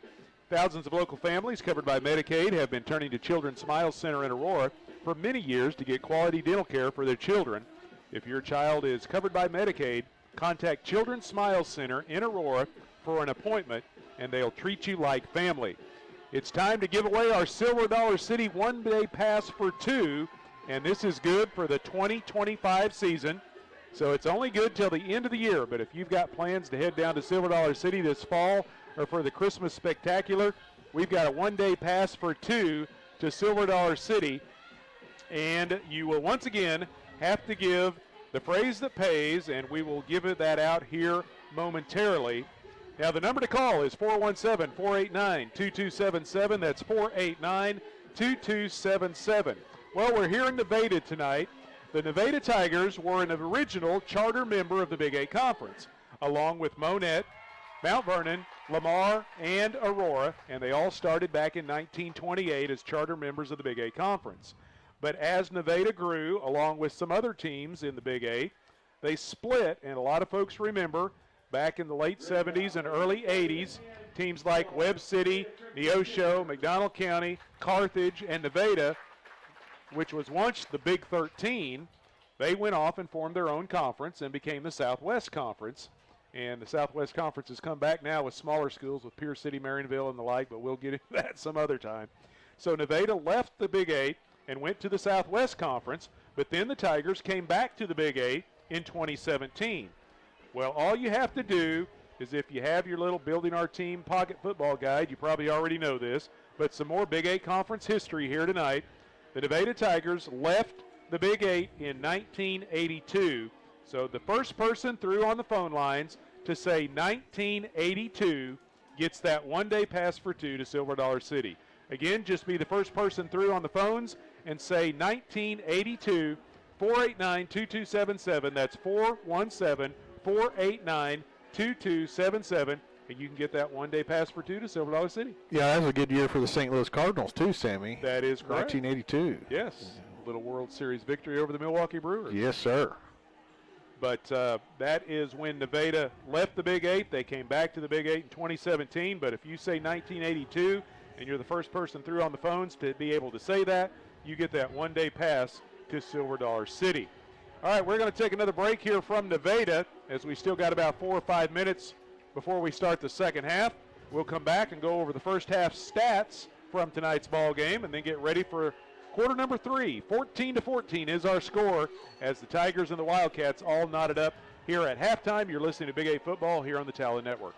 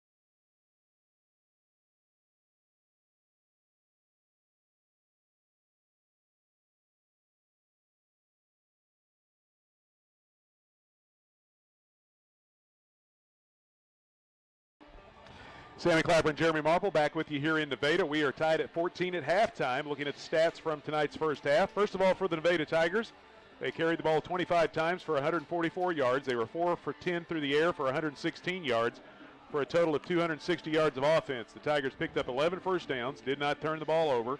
They were penalized twice for 20 yards and punted once for 41 yards. Cassville carried the ball 12 times for 150 yards. They completed 2 of 4 passes for 30 yards for a total of 180 yards of offense. Wildcats picked up 6 first downs. They did not turn the ball over. They were penalized 4 times for 19 yards, and I know that's a weird total, but there was a couple of half the distance to the goal penalties there. And Cassville punted once for 36 yards. Will Jackson has carried the ball 15 times for 125 yards here in the first 2 quarters.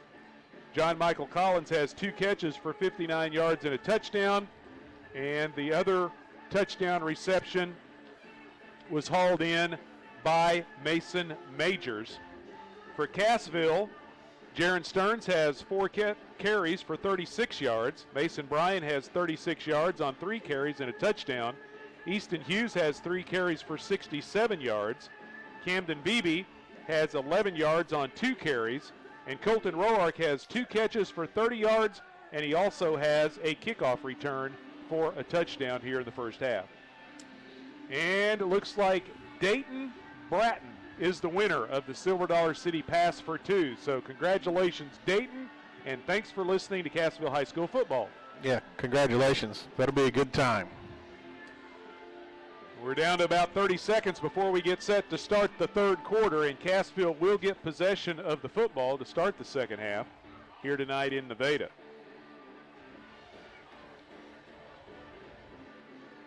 Cassville scored on only 1 of their 4 possessions in the first half, but they had that special teams touchdown as well. Their 5th kickoff return of the year, returned for a touchdown.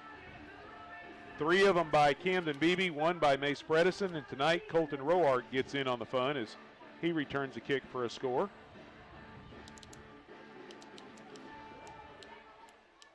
So it will be Sean Simmons kicking things off for Nevada to start the second half. And it looks like Beebe, they're at Burl Fowler Stadium in Monette, taking on the Cubs. And then Cassville will close out the regular season at home, taking on the Aurora Hound Dogs. Simmons approaches, a little pooch kick, and it's fielded at the 44-yard line. Good job and heads up there by Tyler Hodge. And Cassville's going to start with some good field position at their own 44. Yeah, one of the up men, Hodge, nice job, just caught the ball in the air, dove right on the ground, had a lot of heat around him, didn't want to take a chance of a hit and jarring the football loose. And here we go to start this second half.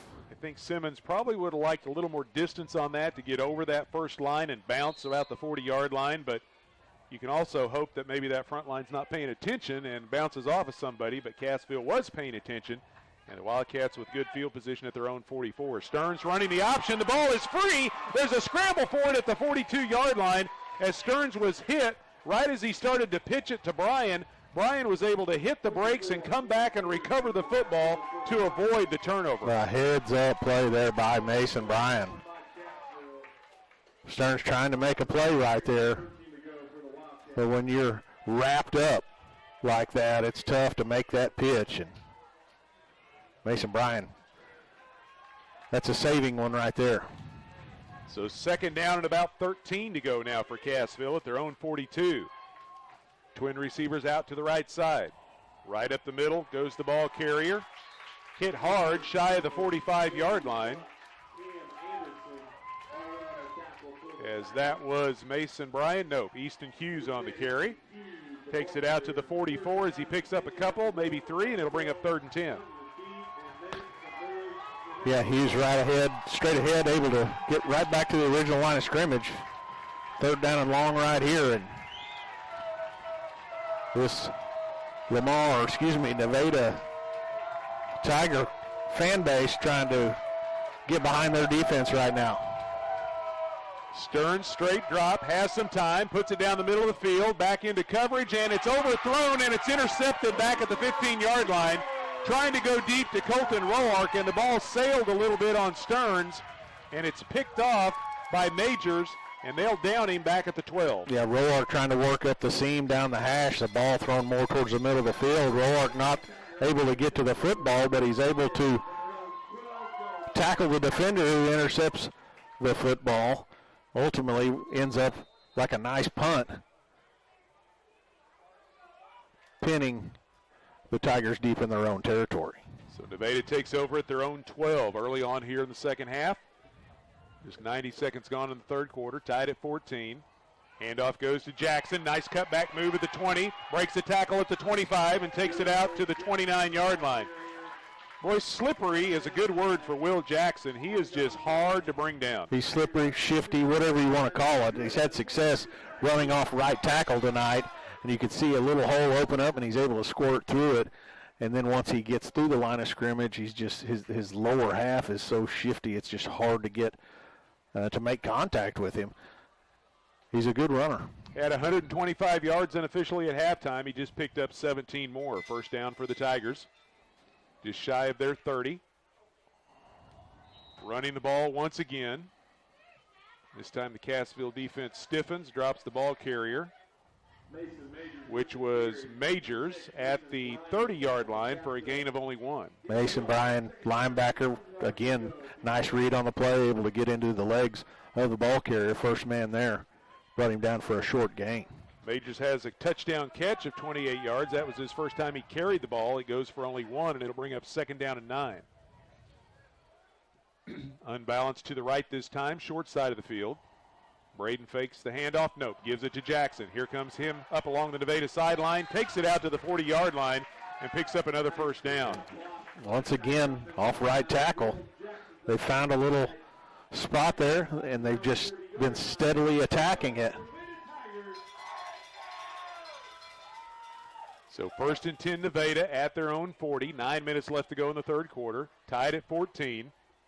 Cassville had the ball to start the second half, turned it over on an interception. First turnover of the night by either team. And now Nevada moving the ball out to the 40-yard line. Majors goes in motion. Ooh. Braden keeps the ball. He's hit in the backfield and dropped for a loss back at the 38. Boy, Zach Myers got off his block, got right into the chest of Braden. And then a couple of more Wildcat defenders got there. Braden, wow, he took some shots right there. Good play defensively.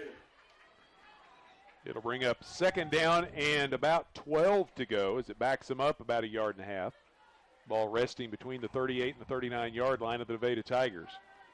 Down to 8.5 now left to go here in the third quarter. Knotted up at 14. Braden with Jackson off his left hip. And he gives the ball to Will Jackson. Hit behind the line of scrimmage, but reaches out and stretches out to the 39 and picks up 1, and it'll bring up third down and 10. A good play again by Ricky Norris from that defensive tackle position from the backside, scraping down that line of scrimmage, able to get his arms wrapped around Jackson to bring him down. Good play. So third and long facing Nevada inside their own 40-yard line. They were just 2 for 7 on third down conversions back in the first half. This is their first third down try here in the second half. Tie ball game, 14 points apiece. Braden gives it to Jackson. The bell cow takes it around the left end, and he picks up a first down. He is dropped short of the first down. I got to correct myself there as it was third and long, and a flag comes out. See what the penalty is. And it's a holding call against Nevada. We'll see what they do right here because it's going to bring up a fourth and long in their own territory. Do you take the yardage or? You only gained 2 yards, so it'd be about a 4th and 9, 4th and 8. Yeah, right around the 42, their own 42 maybe. They're talking it over with Coach Weldy on the far side. Wow, they're going to take it. So the penalty drawn by the Tigers moves them back to the 31-yard line. Penalty brought to you by the Rib Steakhouse. They're the area's go-to for the best steaks, barbecue, fish, chicken, and more. Specials every night at the Rib. Yeah, third and nearly 20 right here. Wildcats have a great opportunity to get this Tiger team off the field.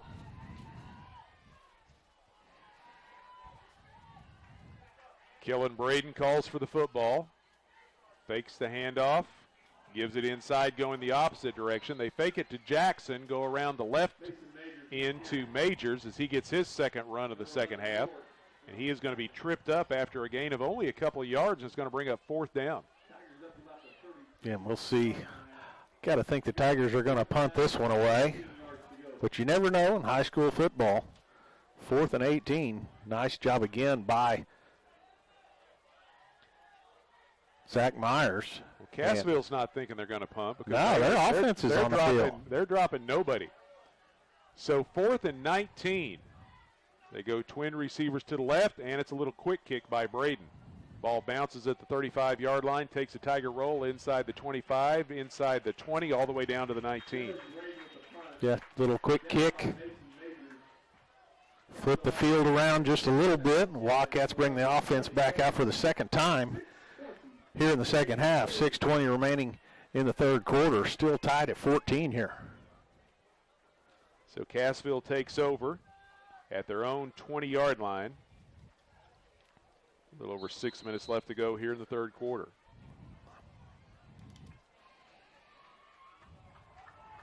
.48-yard kick, no return. 1st and 10 Wildcats. Twin receivers go wide to the right. Cassville with their second possession here of the second half. They hand the ball off to Beebe. Beebe's got a blocker in front, but then one of the Nevada defenders ducks underneath a blocker and gets into the legs of Beebe and drops him for a short gain of only a yard. Yeah, Beebe trying to work his way around the right edge and just ran into kind of a mass of bodies out there and trying to push that pile forward. Ultimately ended up getting tripped up.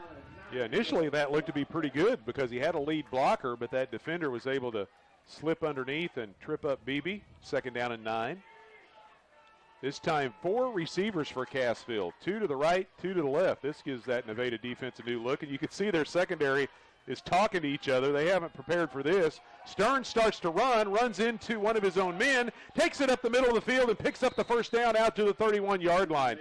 He got tripped up in the backfield by one of his own players, but then once he got his wheels going, he is able to pick up a first down for the Wildcats. Well, a nice play call right there. You spread Nevada out, and then you run a quarterback draw right down the middle of the field. Stearns breaking tackles, picking up a big first down there. Wildcat first down brought to you by Superior Metal. They're first in commercial and farm buildings. Call for a free quote, 888-364-9527. 1st and 10 Wildcats at their own 31. We're down to 5:10 left to go in the third quarter. Tied at 14. High formation behind Stearns. Pitches the ball back to the tailback. That's Beebe. Gets a kick-out block. He's at the 35, at the 40. Gets to the sidelines. It's a foot race. Beebe down the sides and is drugged down from behind at the 20-yard line. Big run by Camden Beebe. First down, Cassville. That toss sweep. Great blocking on the edge by the Wildcat receivers. Kick-out block. Beebe reads it, tucks right up inside of it, outruns the defense to the Tiger sideline, and then down the sideline he goes, finally caught up by a cutoff angle. Huge run there by Camden Beebe, and the Wildcats now have the football in Tiger territory around the 22-yard line. Yeah, they say he stepped on the sidelines at the 22, so it's a gain of 47. 1st and 10 Cassville. The Wildcat first down brought to you by Superior Metal. Find out more online at superiormetalsalesinc.com. Quick handoff off left tackle as Hughes carries it down to the 19, picks up about 2 or 3 yards. It'll bring up 2nd down and 7. Yeah, Hughes took contact right at the line of scrimmage. He kept fighting, was able to pick up some positive yardage right there.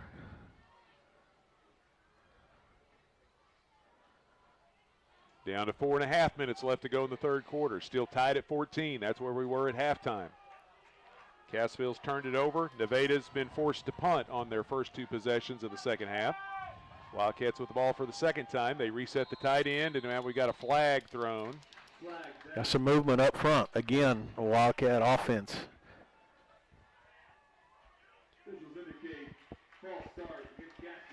That's not making things easy on themselves. Going to back them up 5 yards to the 24.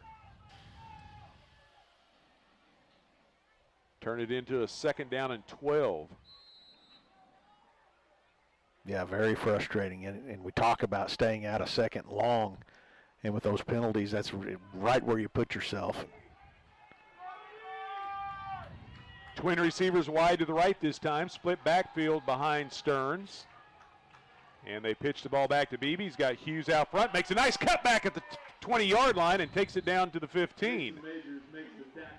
Planted that right foot and spun back towards the middle of the field and is able to pick up a nice gain of 9 yards. And it'll bring up 3rd down and 2.5. Yeah, really nice run there by BB. Toss sweep going around that right edge. He saw that block out front. You called it. Made a nice cut straight downfield. Picked up a big chunk of yardage right there. Wildcats still in a 3rd down, but a big gain there by Camden BB. Split backfield behind Stearns. And they give the ball up the middle. No, Stearns keeps it, tries to bounce it to the edge, diving for the 1st down, and we're at a bad angle, but it looks like he may have got it. Looked like he reached that football out right at the last second while he was in the grasp of a Tiger defender. Reached the football out, getting the 1st down yardage. Another nice play there by Stearns. 1st and 10 Cassville. The Wildcat 1st down brought to you by Superior Metal. They're first in metal roofing. Look them up online or check them out on Facebook or YouTube and request a free quote at 888-364-9527. Also find out more at SuperiorMetalSalesInc.com. 1st and 10 Cassville from the Nevada 11.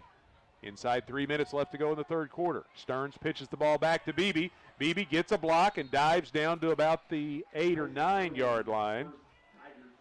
One line judge is saying he's down at the 9, and that's where they're going to put it down for a pickup of 2. Wildcats have had some success with that toss sweep with BB here in this drive. This time, Tigers stiffen on defense a little. BB stays in the backfield along with Easton Hughes. Closing in on 2 minutes left to go here in the 3rd quarter. Tied at 14, Cassville inside the 10. 2nd down and 9. They can pick up a 1st down without scoring a touchdown by about 1.5 yards. And this time they run a little Wildcat formation. Colton Roark with the football, and a flag is thrown, and Roark, swarmed under, is able to fight his way back to the line of scrimmage, but the flag thrown in the Cassville backfield, and we got a holding call against the Wildcats. Wow. 6th penalty of the night against Cassville is going to back them up. Yeah, frustrating penalties out here tonight. Now, holding happens. I mean, it happens probably, you could probably call it nearly every play. But, man, holding calls are just killers in drives. So that'll move the ball all the way back to the 19-yard line. Cassville having to chew up the same turf over and over, and it's 2nd down and 18.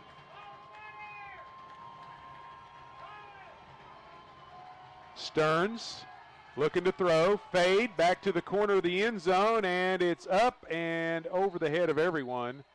Or is it? No, it's a touchdown. It looked like it sailed over the head of Roark, but the side judge looking at the back judge didn't have a good look at it. He refers to the side judge, and the side judge says he come down in bounds, touchdown Wildcats. That is one of the most unbelievable catches you'll see by any receiver at any level, and Colton Roark gathers it in for the score, and Cassville back in front. A jump ball in the corner of the end zone, and Roark goes up over 2 defenders and pulls the ball out of the air. What a play. Preston Driscoll now for the extra point, and it is up, and it is good. And 1:43 left to go in the 3rd quarter. Cassville back on top 21-14 on a 19-yard touchdown pass from Jaron Stearns to Colton Roark, his first touchdown catch of the night. Yeah, from where we're sitting, it looked like everyone was out of bounds and the ball was overthrown. Roark battling with 2 defenders, just high points of football. We've seen him do it over and over this year, and he goes up over both of them, secures the football, and a touchdown. What a play. 10 plays, 80 yards. And really they had to do more than 80 yards because, as we said, they had to chew up the same part of ground a couple of times because of the penalties. And they're back in front, 21-14. The Wildcat touchdown brought to you by Willis Insurance. On the square in Cassville and in the Bridgeway Plaza in Shell Knob. Stop by and get a quote today. And the Berry County Electric Co-op brings you the Wildcat Extra Point. Berry Electric Co-op, if you suffer from buffering, call Gobeck. Wildcats set to kick it away. The Wildcat kickoff brought to you by Lane Stubblefield with Reese Nichols Realty. Find out more online at lane.reesenichols.com. Cade Williams a line drive kick, fielded at the 28 and brought back out to the 40-yard line, as that was Kendrick Atkins. And boy, that was a rope right at him, and he was able to snare it and return it about 10 or 11 yards to the 40-yard line. Yeah, it took about 4 strides, and Tristan Thompson flying down the field. Great tackle. Hit him right in the chest and brought him down. So 1st and 10 Tigers with a minute and a half left here in the third. Yeah. Kellen Braden from the pistol. Hands it off to Jackson. Runs to the short side. Across the 40. Bounces backwards, then resets and goes forward again out to the 45. Once again, Ricky Norris staying with the play. Looked like Barry Entos from his safety position coming in and getting involved in that tackle as well. And I tell you what, they have run Jackson off that right side a ton tonight. That was his 19th carry of the night. We were calling him slippery earlier. That time he was more like a rubber ball as he bounced backwards and then went forward again, picked up 5 yards. 2nd down and 5 for the Tigers. Jackson again with the call. This time Mason Bryan gets to him before he can get to the line of scrimmage, and it's going to be a loss of 1 back to the 44. There's been multiple times tonight we've seen Mason Bryan from his outside linebacker position creeping up outside of the defensive end, and he's got a great read on the play. He's just able to slip a block, go right into the line of scrimmage, and bring down the ball carrier. Another nice play by Bryan. So another big 3rd down play here, 3rd down and 6. Nevada with the ball at their own 44. They keep everyone in tight. Jackson in the backfield with Braden. Inside handoff goes to Collins, gets his first carry of the second half, and he's spun down at the 49-yard line. Comes up a yard short, and it'll bring up 4th down. 4th down right at the 40, at the Tigers' own 49. Just a yard short. Mason Bryan again in on the tackle. Nice to see Collins back on the field after just a wicked hit that he took from Colton Roark there in the second quarter.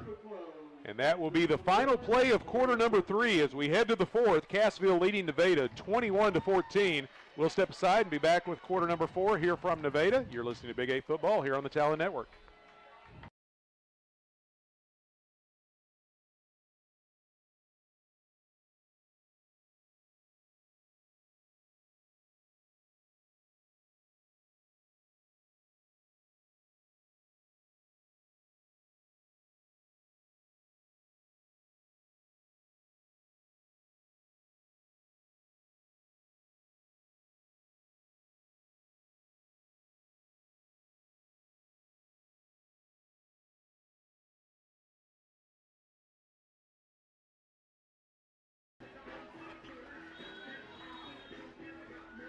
Back with you in Nevada. Cassville leads the Tigers 21-14 as we move into the 4th quarter. Tonight's 4th quarter brought to you by First State Bank of Cassville. Convert an opportunity into reality at First State Bank of Cassville. McDonald County with the football, or McDonald County. Nevada, I'm thinking to a couple of weeks ago, as Nevada with the football, 4th and 1 at their own 49.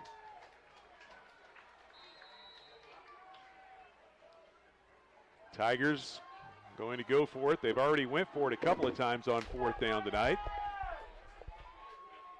But this one just 4th and short. Kellen Braden gives the ball to Jackson. Jackson hammered at the line of scrimmage and is going to be dropped. And this one's going to depend on the spot of the football. It didn't look like he got there. The side judge is giving him a pretty good spot, though, and we may have to have a measurement. Easton Hughes with the shot right in the hole. This is close. From our angle, it doesn't look like he got it. No, where the ball is right now, and they don't even measure. They signal first down, Cassville. Great stop, great read. They give the ball to Jackson. Instead of going off right tackle, he tries to cut it right back up the middle. Easton Hughes right there met him headlong straight down to the ground. Great defensive stand there for the Wildcats. Cassville will take over at the Nevada 49-yard line, leading by 7. Just 6 seconds into the 4th quarter. Wow.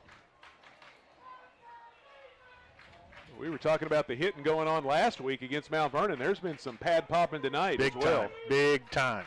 So 1st and 10, Wildcats. Stearns Hands the ball to Hughes. Hughes, quick hitter off left tackle, running in behind the blocking of Mason Bryan. Takes it down to about the 47, maybe the 46. Looks like they are going to give him the 46-yard line for a gain of 3. This Wildcat offense has been given a golden opportunity in this one by their defense to extend their lead in this game.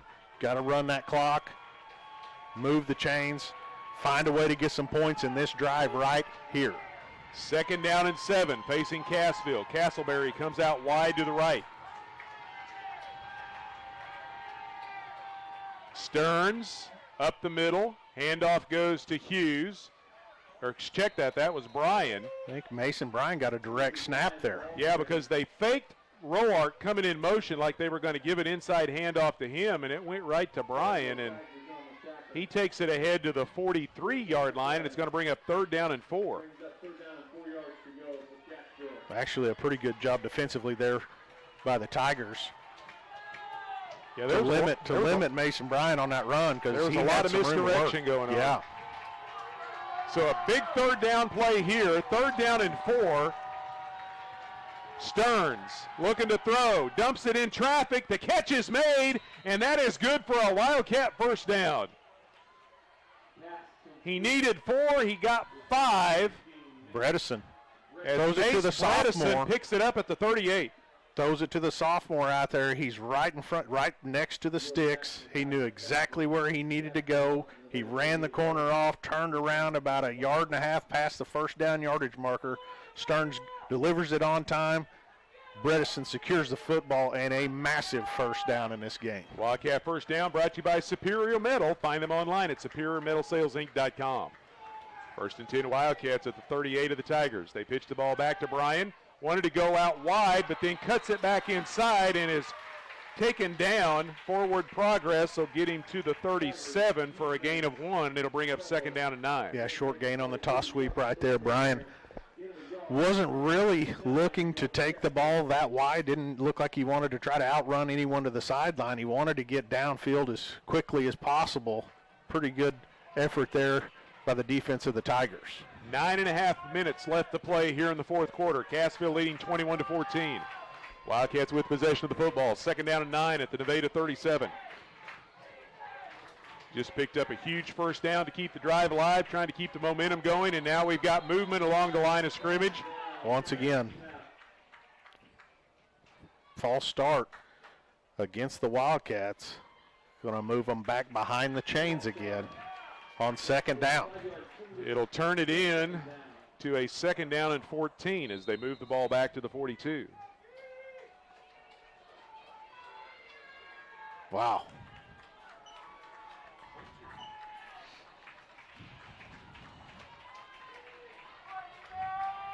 Colton Roark comes wide to the right. Mace Bredesen split out wide to the left.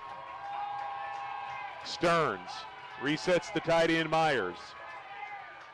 Stearns is going to keep it, and he's hit. Good discipline that time by Nevada as Cam Anderson stayed home and dropped Stearns after a gain of only 1, and it'll bring up 3rd down and 13. 3rd and 13, clock continuing to run. 8.5 minutes remain in this one. Cassville leading by 7. Big 3rd down right here. Wildcats have the ball in Tiger territory. Don't know if it's necessarily 4-down territory right here. So 3rd down and 13. Barrientos goes wide left. They give him a new look coming out of the backfield. The handoff given to Bryan. Bounces off first contact. Takes it to the 38, but then is brought down. For a minute, it looked like he had some green grass in front of him, but he got hit hard enough. It knocked him off balance, and before he was able to get the ship righted, the defense of the Tigers is able to drop him, and it'll bring up 4th down. Now you have a decision right here. Do you bring your punt unit on, which is I think what they'll try to do, and try to pin the Tigers deep here, try to angle this punt,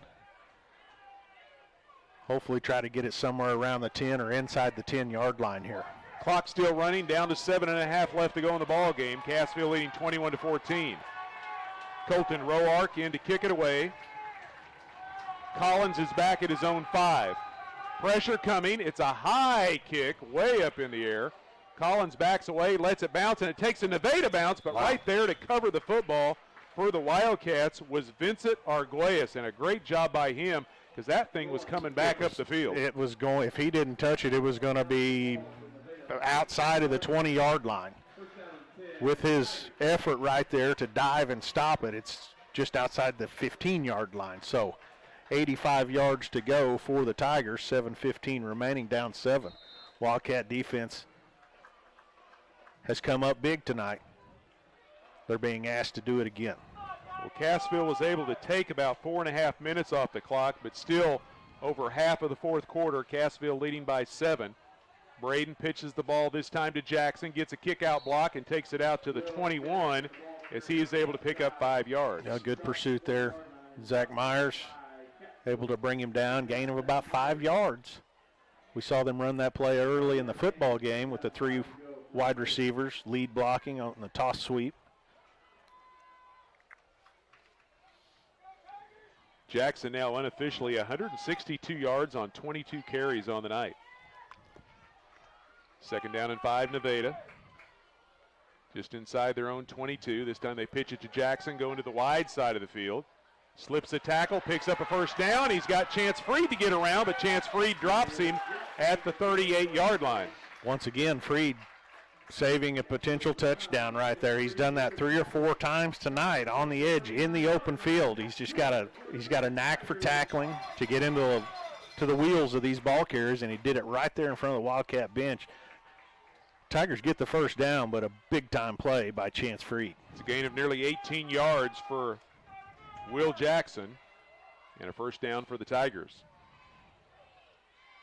Ball just shy of their own 40-yard line. Braden down the line of scrimmage. Catch is made by Snyder. Snyder gets a block. He's across the 50, running down the sidelines, takes it inside the 30. Big first down for Jet Snyder, but we got a flag back near midfield. Yeah, I think you're going to have a hold out here against the Tigers. Looked like Barrientos was held up in pursuit of the ball carrier. So this one's going to bring that big gain back. They'll mark it off from the 46-yard line, take it back to the 44.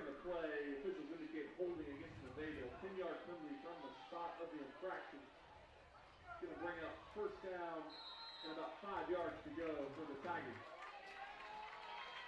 Under 6 minutes to go in the ball game. So first and about 5 to go from the 44. After the gain of 30-plus yards was taken away, this time behind the line of scrimmage. Again, the pass completed by Snyder, and Snyder is able to fight for extra yardage and pick up a first down out to the 50-yard line. Yeah, able to break a couple of tackles out there and keep fighting for that yardage. So the Tigers move the chains with 5:40 left to play here in the ball game. Nevada down by 7. Cassville leading 21-14. First and 10 Tigers at their own 49.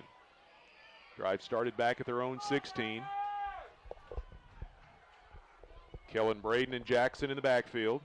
And they give the ball to Will Jackson. Jackson breaks a tackle at the 50, dives into Cassville territory down to the Wildcat 48.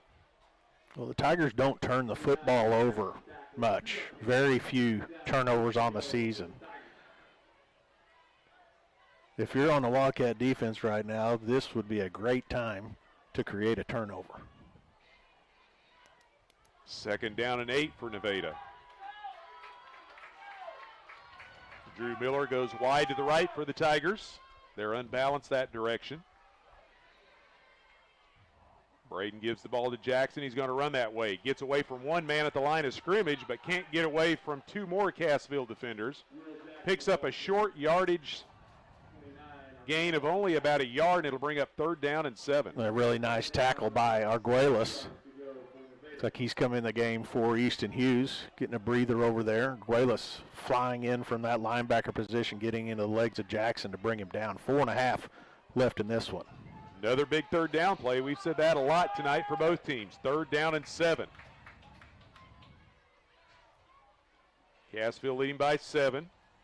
A lot of motion there, and they look over the top, and Miller's open. He makes the catch at the 30, down the sidelines at the 10, at the 5, and is taken out of bounds shy of the goal line. The catch was made by Drew Miller, and it's going to be 1st and goal, Tigers. Yeah, just got loose out there coming from the backside, and a good throw by Braden. Wide open again. Chance Freed on the tackle, keeping the Tigers out of the end zone, but they're knocking on the door big time right now. 1st and goal from the 1 with 4 minutes left to play here in the football game. 46-yard strike from Kellen Braden into the hands of Drew Miller, his first catch of the night. They hand the ball off to Jackson, dives into the end zone, touchdown Tigers. And the Tigers an extra point away from tying this one up with 4 minutes remaining in the ball game.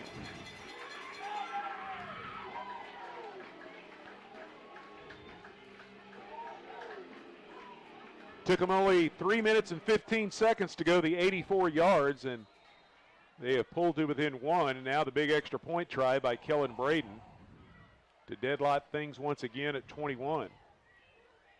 Each time one team has scored, the other has answered. We were tied at 7, tied at 14, and now Braden trying to tie the game at 21. And we've got movement. Wow, now that may change things here. Yeah, because that gives them a yard and a half. Instead of from the 3, they'll be going from the yard and a half line. And we'll see if they want to change things up. We'll see what Coach Beechler wants to do here.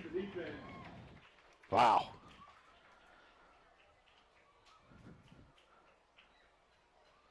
And looks like they're going to keep the kicking team on the field. Did they decline? Looked like they moved the football back. Yeah, it did, didn't it? Now the referee's stepping in. Going to talk things over here a little bit. Yeah, here you go. Yeah, a lot of times when you have a defensive penalty on an extra point. So the clock is stopped with the timeout, and it's brought to you by Security Bank of Southwest Missouri. Any bank can cash checks, accept deposits, make loans, but the distinguishing factor between banks is their level of service to their customer. Whether it's a loan decision or the processing of your bank statement, all the decisions at Security Bank are generated by their local bank staff in a prompt, fair, and professional manner. Security Bank of Southwest Missouri, member FDIC. And I think they're going to keep the kicking team out there. A lot of times, I was going to say, a lot of times after a defensive penalty, they'll run that kicking team off the field and they'll try to go for 2. Big spot to do that. But they're going to try to just tie it up here and trust their defense to get a stop. Unless they have a little trickeration up their sleeve like they did back in the first half. But right now, Kellen Braden looking to kick the PAT and knotted at 21. Snaps behind the holder, but he gets it on the tee and it hits the upright. Oh, it wow. hooked wide to the left and hit the upright, and Cassville stays in front 21-20 with 4:05 left to go. The snap was behind the holder. He grabbed it, spun it around, set it on the tee, and a lot of times that little disruption of timing will blow up the whole thing, and Braden got a good kick on it, but he hooked it, and it hit the left upright and deflects back into the field of play. And we talk about the importance of special teams every week and how they can win you games or they can cost you games, and that is a crucial missed extra point right there. Wildcats are set to receive this kick with 4 minutes and 5 seconds remaining, up 1 on the road at Nevada. Here in the fourth quarter, tonight's fourth quarter brought to you by First State Bank of Cassville. They came to Main Street in Cassville to help their friends and neighbors reach their financial goals. Convert an opportunity into a reality at First State Bank of Cassville. So now Nevada is also forced into maybe doing something different here with their kick as Sean Simmons tees it up. Get ready for an onside kick or maybe some little squib thing, and it's going to be an onside kick. It goes to 10 yards. There's a scramble for it at the Cassville 49. Wow. A lot of Tiger players are there. Who's going to come up from the bottom of the pile with possession of the football? I still have not seen a signal, and now there it is, Cassville football. Cassville said they had it, but we had to get that official signal from the referee, and he signals Wildcat football at the 49. I'm not sure which Wildcat got on. It was Barrientos or it was Braxton Cornell.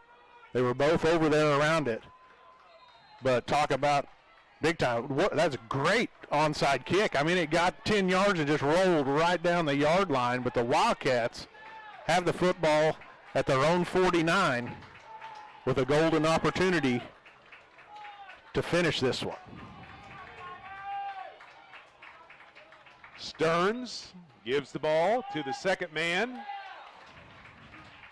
And Beebe dives across the 50 into Nevada territory, goes from 149 to the other, picks up a couple of yards, second down and 8. Wildcats going to take their time here, using that play clock. Try to shorten this game as much as possible. Nevada still has a couple of timeouts left. Well, the Wildcats need some first downs first and foremost. They got to move the chains. Twin receivers go wide to the left. 3:28 left to play. Cassville up by a point. Stearns this time right up the middle. Big hole and a power move by the Wildcats. Takes it all the way down to the 41-yard line. As that time a good hard run by Easton Hughes. He gets up limping, but did he pick up the first down? He heads to the sidelines, and right now they're signaling first down Cassville. The Wildcat first down brought to you by Superior Metal.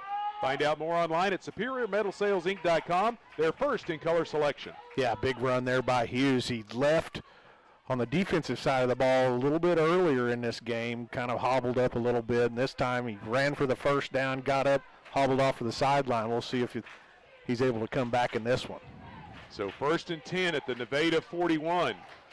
Again, running between the tackles, providing success. This time they give it to Beebe, tries a cutback move, spins off a one man and takes it down to the 37.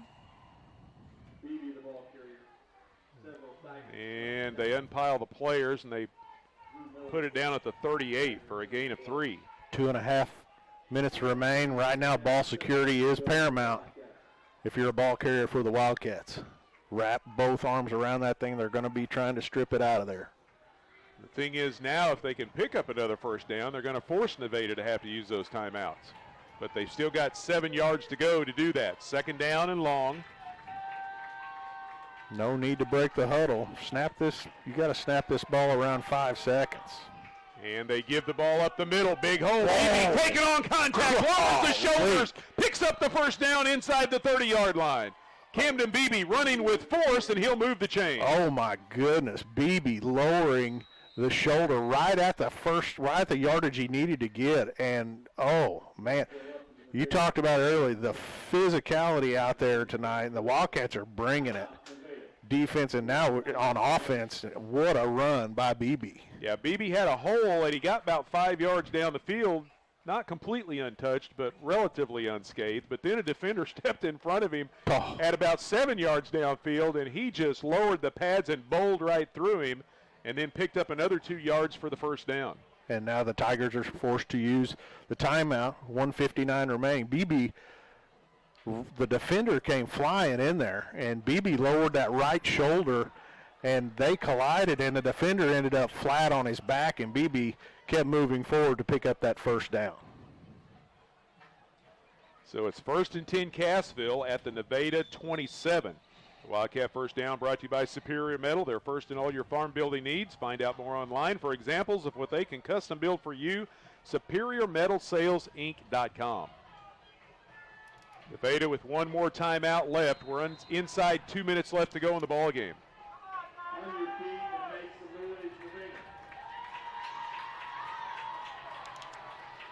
Tristan Thompson in the backfield now with Beebe. They give it to Beebe. Up the middle he goes, and inside the 25 down to the 24. And we've got a flag thrown. Interesting area to throw the flag as the ball carrier's going towards the ground. And a holding call against the Wildcats. So that will move it back out to the 34-yard line. It'll be first and about 17 or 18 right here. So Beebe got credit for 3 yards. And then they mark off the penalty from there. As you said, it's about first and 18 or 19 from the 34. They pitch the ball back to Roark. Roark has some room around the edge, and he dives down inside the 25-yard line. A good run. Good blocking out front. Toss sweep out of that wishbone formation. Roark using his athleticism to slide through a tackler, getting a big chunk of that yardage back as the clock continues to run. 1.5 minutes remaining in this one. He got a little over 8 yards, and it'll bring up 2nd down and 9. We're down to 1:20 and counting left to play here in the football game. Nevada still has 1 timeout remaining. 2nd down and long for Cassville. They've got to get down to about the 17-yard line to pick up a first down. Play clock right now at 10. They pitch the ball back to Beebe. 2 blockers in front. Beebe pushing forward. The football. He is inside the 25 to the 24 as he is able to pick up 2 yards, and it'll bring up 3rd down and 7. And I believe the Tigers have used their final timeout to stop the clock with 59 seconds. Beebe unofficially 91 yards on 12 carries on the night, and the Tigers use that final timeout, stopping the clock with 59 seconds remaining. Timeout brought to you by Security Bank of Southwest Missouri. If you want mobile banking, ATMs, multiple branches, all types of loans, and still be able to go into the lobby and see your professional banker, you just described Security Bank of Southwest Missouri. Take time out to look at Security Bank, member FDIC. Well, the Tigers aren't able to stop the clock anymore. They've used their final timeout. Wildcats have the football. 3rd down, 3rd and 7. Wildcats can run the play, even if they don't pick up the first down. The clock, by the time they run the 4th down play, I mean, they're going to have used up most of this game clock. And if the Wildcats are not able to pick up the first down, the Nevada Tigers are going to have to go 80-plus yards to find pay dirt. Well, here we go. 3rd down and 7. Cassville just 1 for 4 on 3rd down conversions here in the second half. Secure the football. They pitch the ball back to Roark. He's got Beebe and Thompson leading the way, and Roark fights ahead to the 23. It's a gain of only 1, and it'll bring up 4th down. All right, so the clock ticking at 45 seconds. The play clock is at 30. So you got about 12 to 13 seconds differential. So what the Wildcats might do here is potentially run the clock down, call a timeout, 1 second on the play clock, then run a play. And it's not going to give the Tigers, if the Wildcats are not successful in picking up the first down, the Tigers are not going to have a whole lot of time left in this one. It'll be somewhere around 10 seconds, one side or the other. And Cassville calls the timeout with 14 seconds remaining. The Wildcats leading 21 to 20. It's 4th down and 7. The ball at the Nevada 23.5-yard line. Cassville's got to get to the 17 to pick up the first down. Well, talk about ball security right here. The last thing you need is some kind of turnover and big play on the defensive side of the football. So ball security, run play, run clock, and try to get out of here with a victory. What a football game. And the one thing I was thinking, now the clock stops with change of possession, Mr. Unofficial Official, but then does it restart once they spot it? No, it will not start until the snap. Okay. That's correct. All right. Unofficial Official. Todd bails us out more times than a few with his knowledge of officiating of high school football after he did it for a long time. We always appreciate his help. Just hang on to the football here. So 4th and 7, 14 seconds left. Cassville split backfield. Beebe and Thompson. Stearns looking to throw. To the end zone he goes. Up in the air. Oh, my gosh. Down with the touchdown. What a play call. They run the fade to the back corner of the end zone.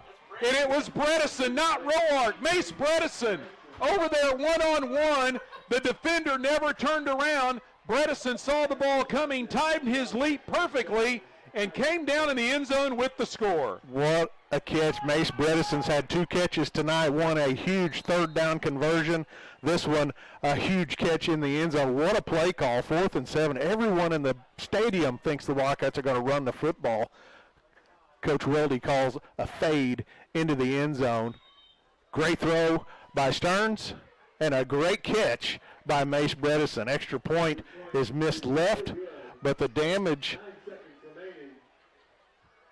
has potentially been done. You have 9 seconds. With the missed extra point, it's still a 7-point ball game.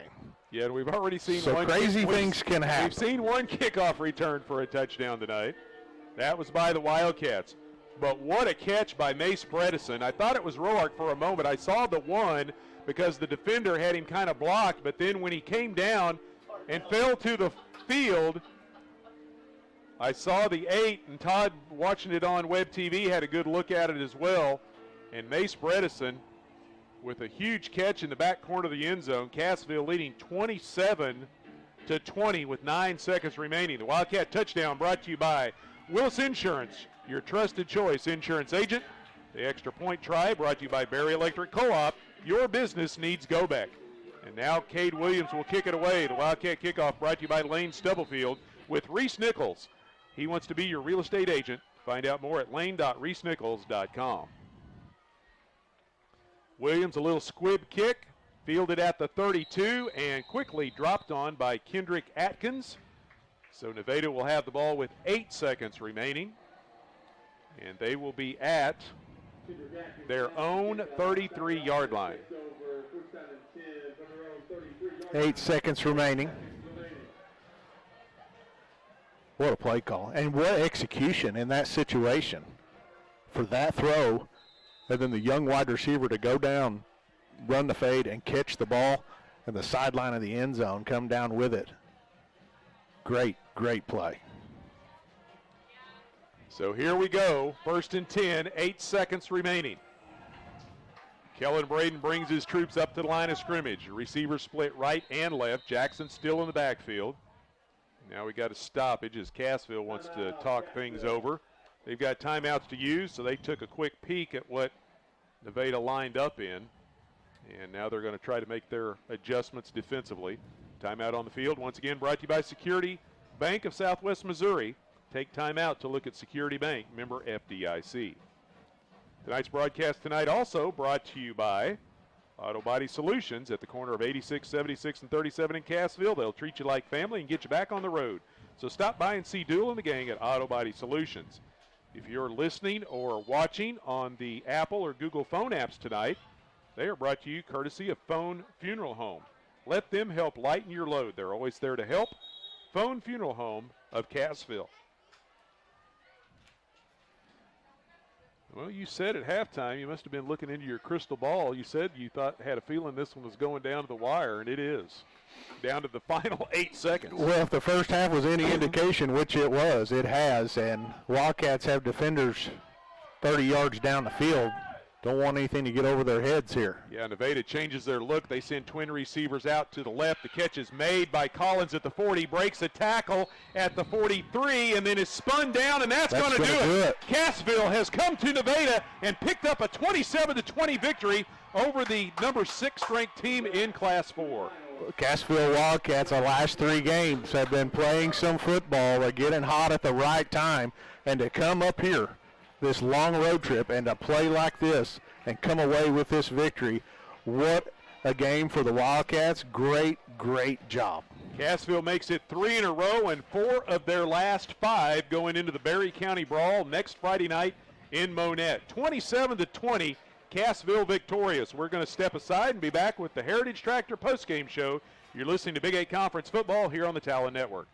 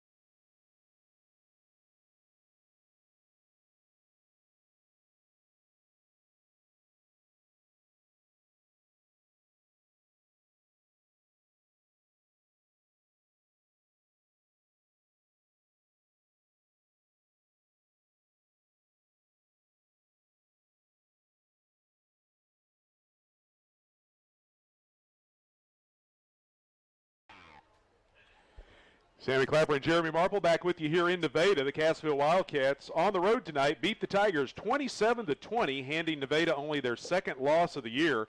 It was tied at 14 at the half. Cassville got on the board with 1:43 left to go in the third quarter to take the lead back from Nevada, as it was back and forth through the first two quarters. But Cassville 21-14 late in the third after a 19-yard pass from Jaron Stearns to Colton Roark. That completed a 10-play 80-yard drive, and the Wildcats were back in front. Then Nevada would answer. 4 minutes left to go in the football game on a 1-yard run by Will Jackson. That completed an 8-play 84-yard drive, and Nevada trying to tie it up again. The extra point on a bit of a bad snap They got it on the tee, but the kick bounced off the left upright, and Cassville was still on top, 21-20. And then after Nevada was forced to go for it late, Cassville got the ball back, and they drove it 51 yards in 9 plays after recovering the onside kick. And on 4th down and 8, Jaron Stearns throws the fade into the corner to Mace Bredesen. He goes up over the defender, comes down with the football, and that secures the Wildcats' 27-20 victory. Pretty fun football game out here tonight.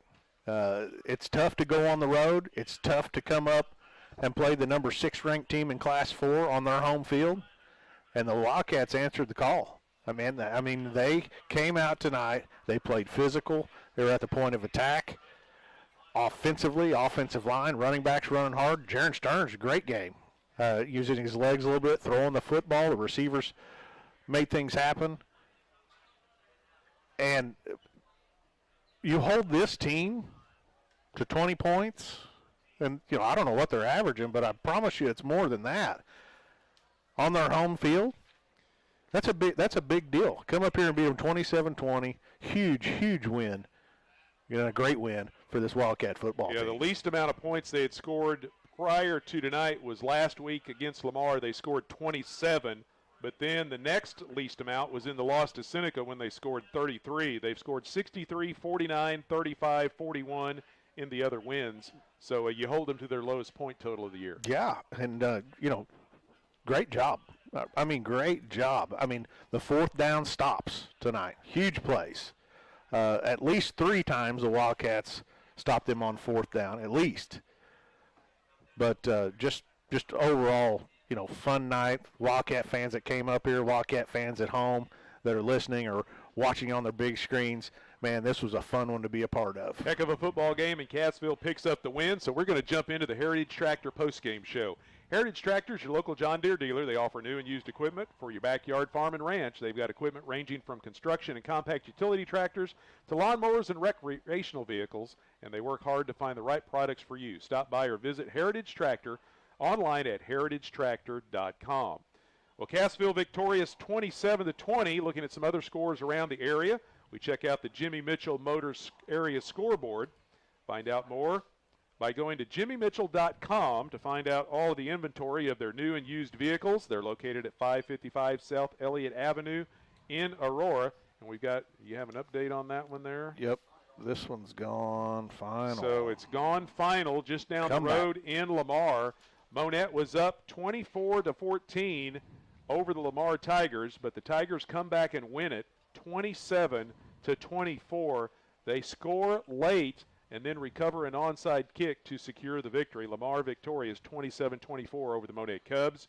East Newton leading Aurora 47-14. The Patriots with an offensive explosion. That game late in the 4th quarter. Also down in McDonald County, Seneca had a 4th quarter lead, 35-20 over the Mustangs. Last score we had from Mount Vernon Parkview was at halftime. The Mountaineers leading the Vikings 14-7. Marionville at Sarcoxie's gone final. The Comets over the Bears 40-0. And then still haven't got an update on that Pierce City Lighthouse Christian game. Neither Clever Hollister. The last we had was the Blue Jays leading the Tigers 20-0. That one's over. We've got a final now. Seneca, is that the final yes, score? Sir. Seneca defeats McDonald County. The Indians remain unbeaten as they knock off the Mustangs 35-20. Yep, interesting stuff going on, and quite the battle over there at Lamar tonight with a comeback victory against the Wildcats' next opponent. Next Friday night, it'll be the Berry County Brawl there in Monette at Burrow Fowler Stadium. Cassville wins tonight 27-20. We're going to take a break. Be back with more of the Heritage Tractor postgame show. You're listening to Big 8 Conference Football here on the Talent Network.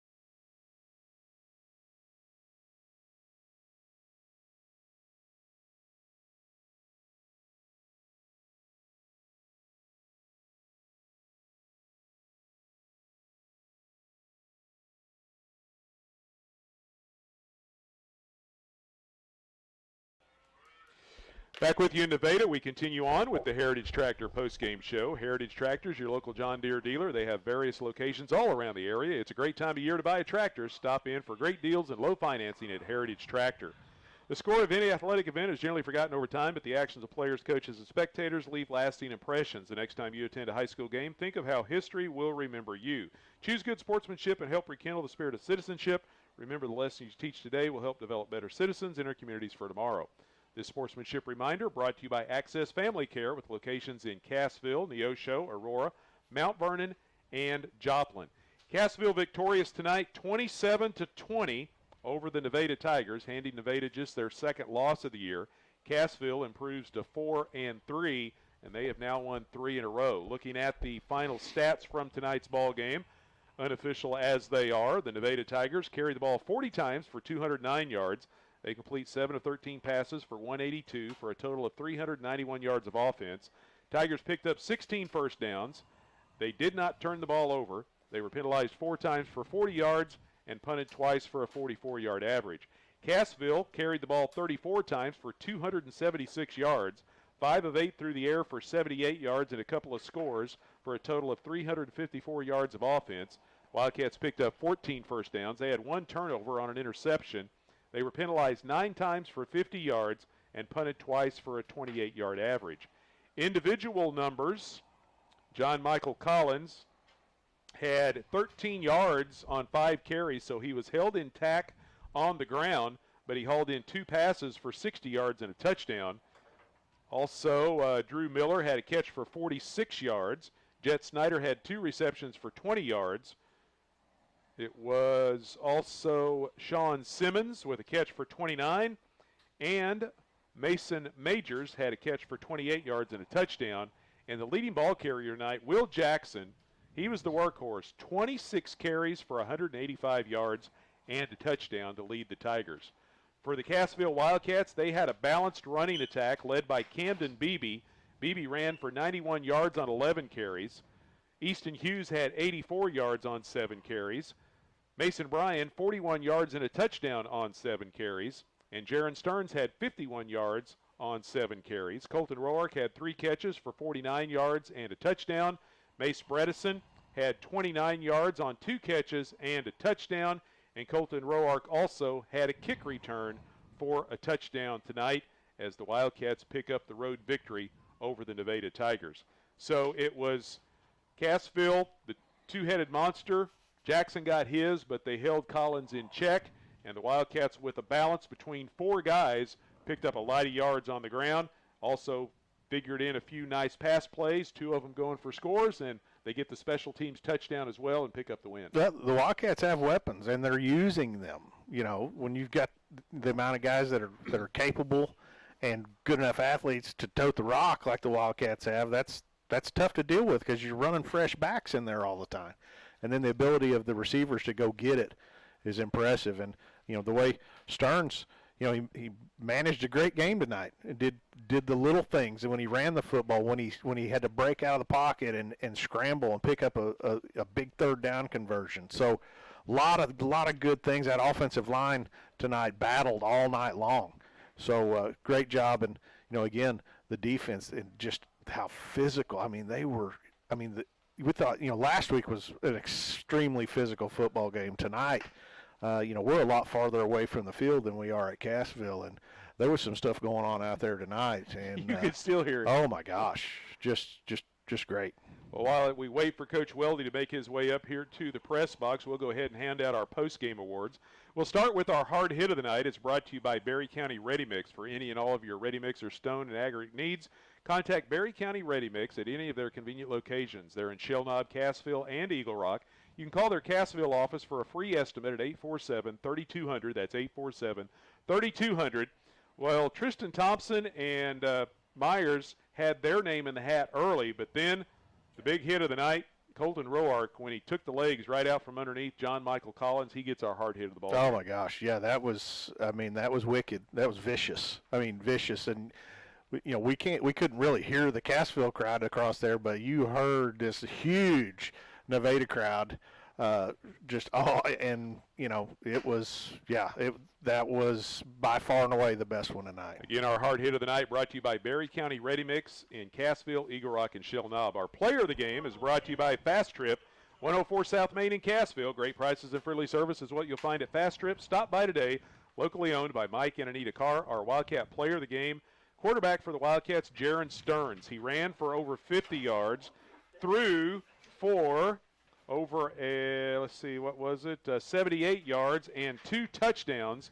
2 really well-placed balls on both of the scores. Did a nice job distributing the ball, not only on backs coming out of the backfield, but again, a cool, calm, collected night by the Cassville QB, and he gets our player of the game. I thought he did a great job managing the game. Whether it was running with the football, escaping, like I said, escaping on a big third down and getting the conversion, the balls he threw with the touch, and the receivers going to get it. I just thought he had a really nice game tonight. Again, Jaron Stearns, our Wildcat player of the game, brought to you by Fast Trip. 104 South Main in Cassville. Whether you're needing gas, fuel, grocery items, fountain drinks, or more, they have it all and at the very best prices. Locally owned by Mike and Anita Carr. We're going to step aside and then be back to visit with Coach Weldy right after this. You're listening to Big 8 Conference Football here on the Talon Network.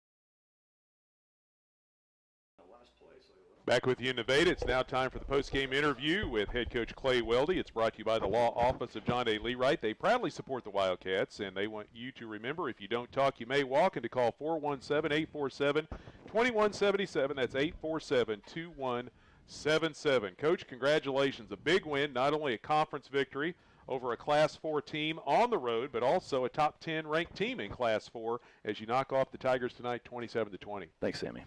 Well, the game got started off. It was kind of deja vu all over again. You're tied again at the half, back and forth through the first 2 quarters. The Wildcats jump on top early. Nevada answers.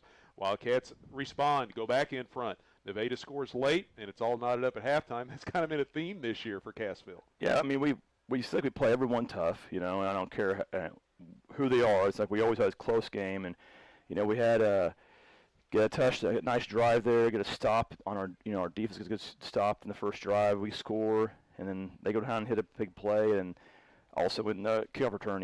Kickoff return game has been so huge for us, and this time it was Colts. So we've 3 different kids that brought back a touchdown on kickoff this year, which is a huge thing. And then it's 14-7. We had the ball and we can't convert when we need to because of penalties and doing dumb stuff. And they have the ball with less than 2 minutes, go down and score. And I was like, oh, that's the worst thing that possibly happens, and scoring tying it for half, because we're getting the ball kind of at halftime. You hope you can extend the lead.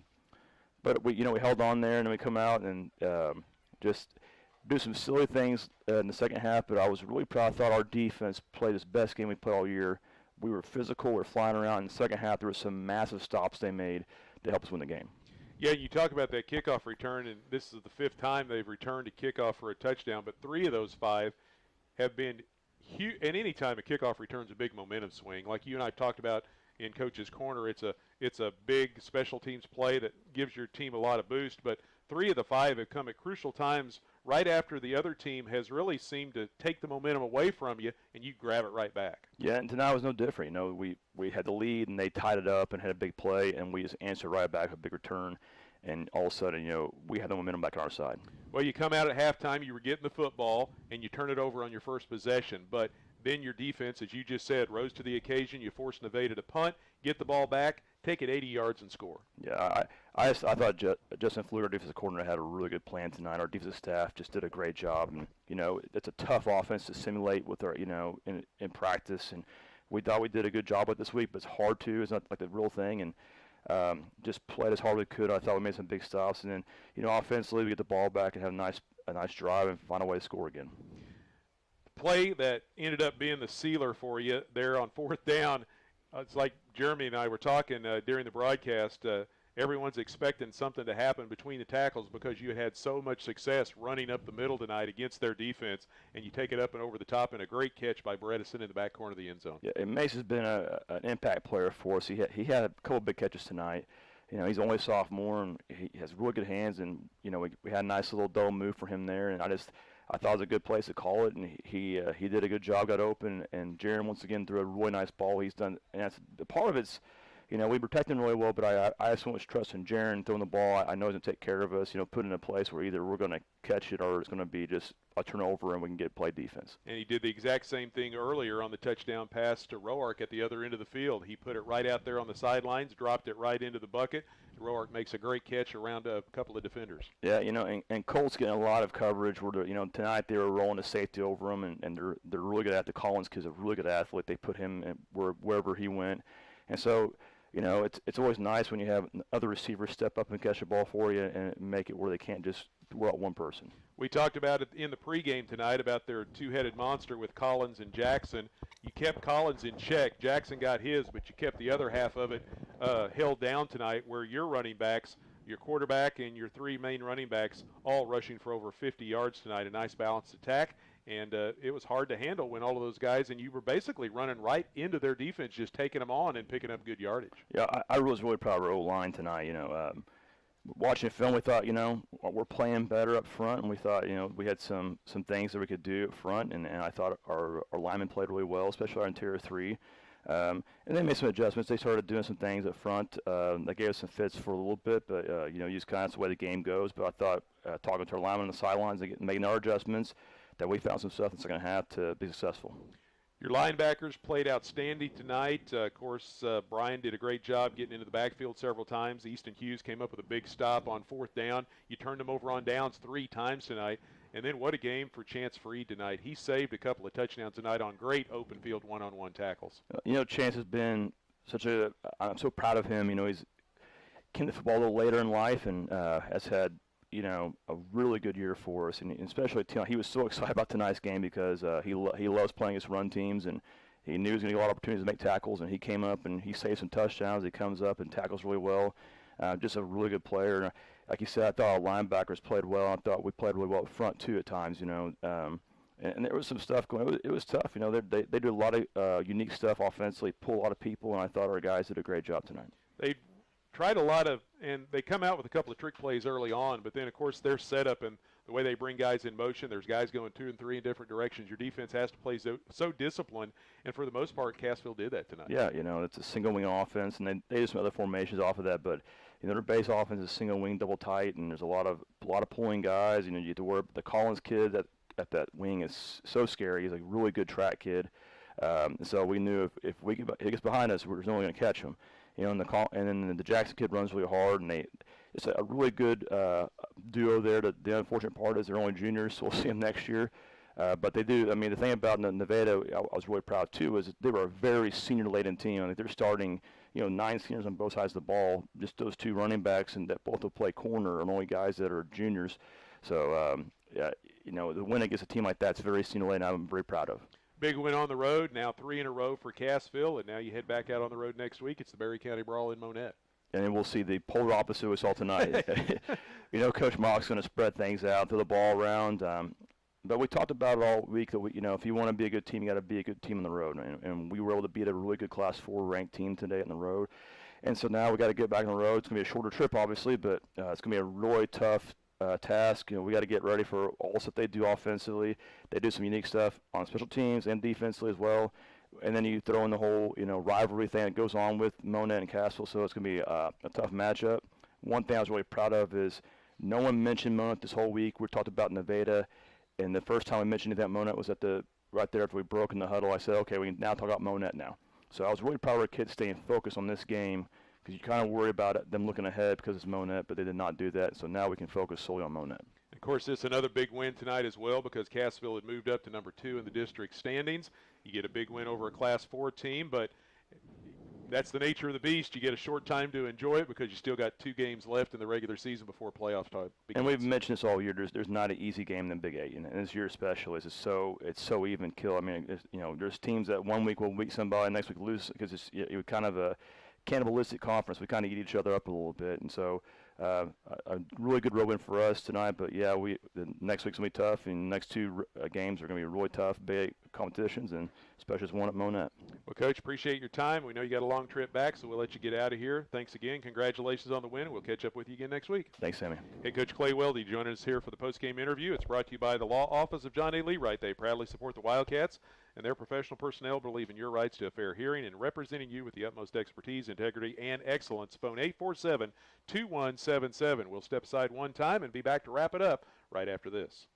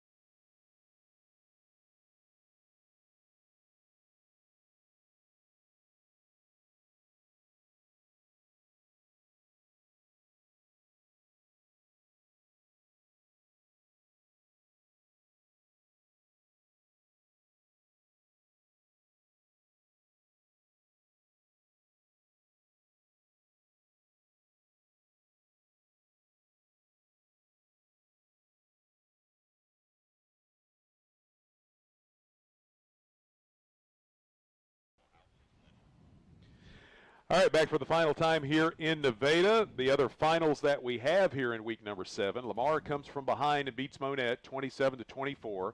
East Newton stuns Aurora. Patriots win over the Hound Dogs 47-21. Seneca goes to McDonald County and knocks off the Mustangs 35-20. And Marionville picks up a win at Sircoxie 40-0 over the Bears. The other games, Mount Vernon was leading at halftime over Parkview, and then we lost the score stream on that one. And the other games just stopped updating. We don't know what happened there. Sometimes it all depended upon who's calling in the scores and who's updating it for the folks that are putting out that information. So tune in Monday morning for the Sports Rewind from 9:30 to 10, and we'll catch you up to date on all the happenings here in week number 7 of who defeated who and who'll be moving on with wins under their belt into week number 8. Cassville will be one of those teams that'll be moving on with a victory tonight into week number 8, and next Friday night it'll be at Monette at Burl Fowler Stadium. Don't forget that we'll have live coverage of the Berry County Brawl, the Cubs and the Wildcats next Friday night there in Monette. It ought to be a fun one. I mean, it usually is. I mean, we talk about it every year. That these kids, they all know each other. Their parents know each other. You know, they work with each other, and it's always a fun game and an intense game. And Wildcats have been in some intense games the last 2 weeks especially. So they'll take time to prepare. As Coach Weldy said, he was proud of the focus his team had this week, not looking towards that game. But now it's nothing but Monette is going to be focused on for the next week. And Cassville takes a 3-game winning streak into that Berry County Brawl next Friday night. Also, congratulations again to Dayton Bratton for winning the Silver Dollar City Pass for 2. We appreciate him listening to the broadcast and congratulate him on our winner tonight. And before we get out of here, we'd like to thank Athletic Director David Hawks for all the hospitality here at Nevada. Also like to thank one of our colleagues, Mike Harbert with the Nevada radio station. Appreciate all his help and hospitality as well. Great bunch of folks up here at Nevada. We certainly appreciate all the courtesies tonight. And it'll be a couple of years before we have to make the return trip, but we'll look forward to coming back. They have a beautiful facility here, and we thank again Athletic Director David Hawks and also radio commentator Mike Harbert for all of the hospitality here this evening. Thanks to all of our sponsors for helping support our coverage of Cassville High School football. We thank them so very much, and you'll be hearing their names mentioned again here as we wrap up tonight's broadcast. Drop by and let those folks know that you appreciate their support of our coverage and supporting Cassville High School athletics. Thanks to Coach Weldy for coming by and visiting with us. They got a long trip back to Cassville, but he took time out to visit. We always appreciate his time. Thanks to Dwayne and Janet for keeping an eye on things back at the studios as well. And we invite you to join us next Friday when we head to Monette, the Berry County Brawl between the Cubs and the Wildcats there from Burl Fowler Stadium, and it's set for, once again, a 7 o'clock kickoff. All right, that's going to wrap up our coverage here tonight. Once again, our final score, Cassville victorious over Nevada, 27-20. Speaking for Jeremy Marple and Todd Speakman, this is Sammy Clapper saying thanks so much for joining us, and good night from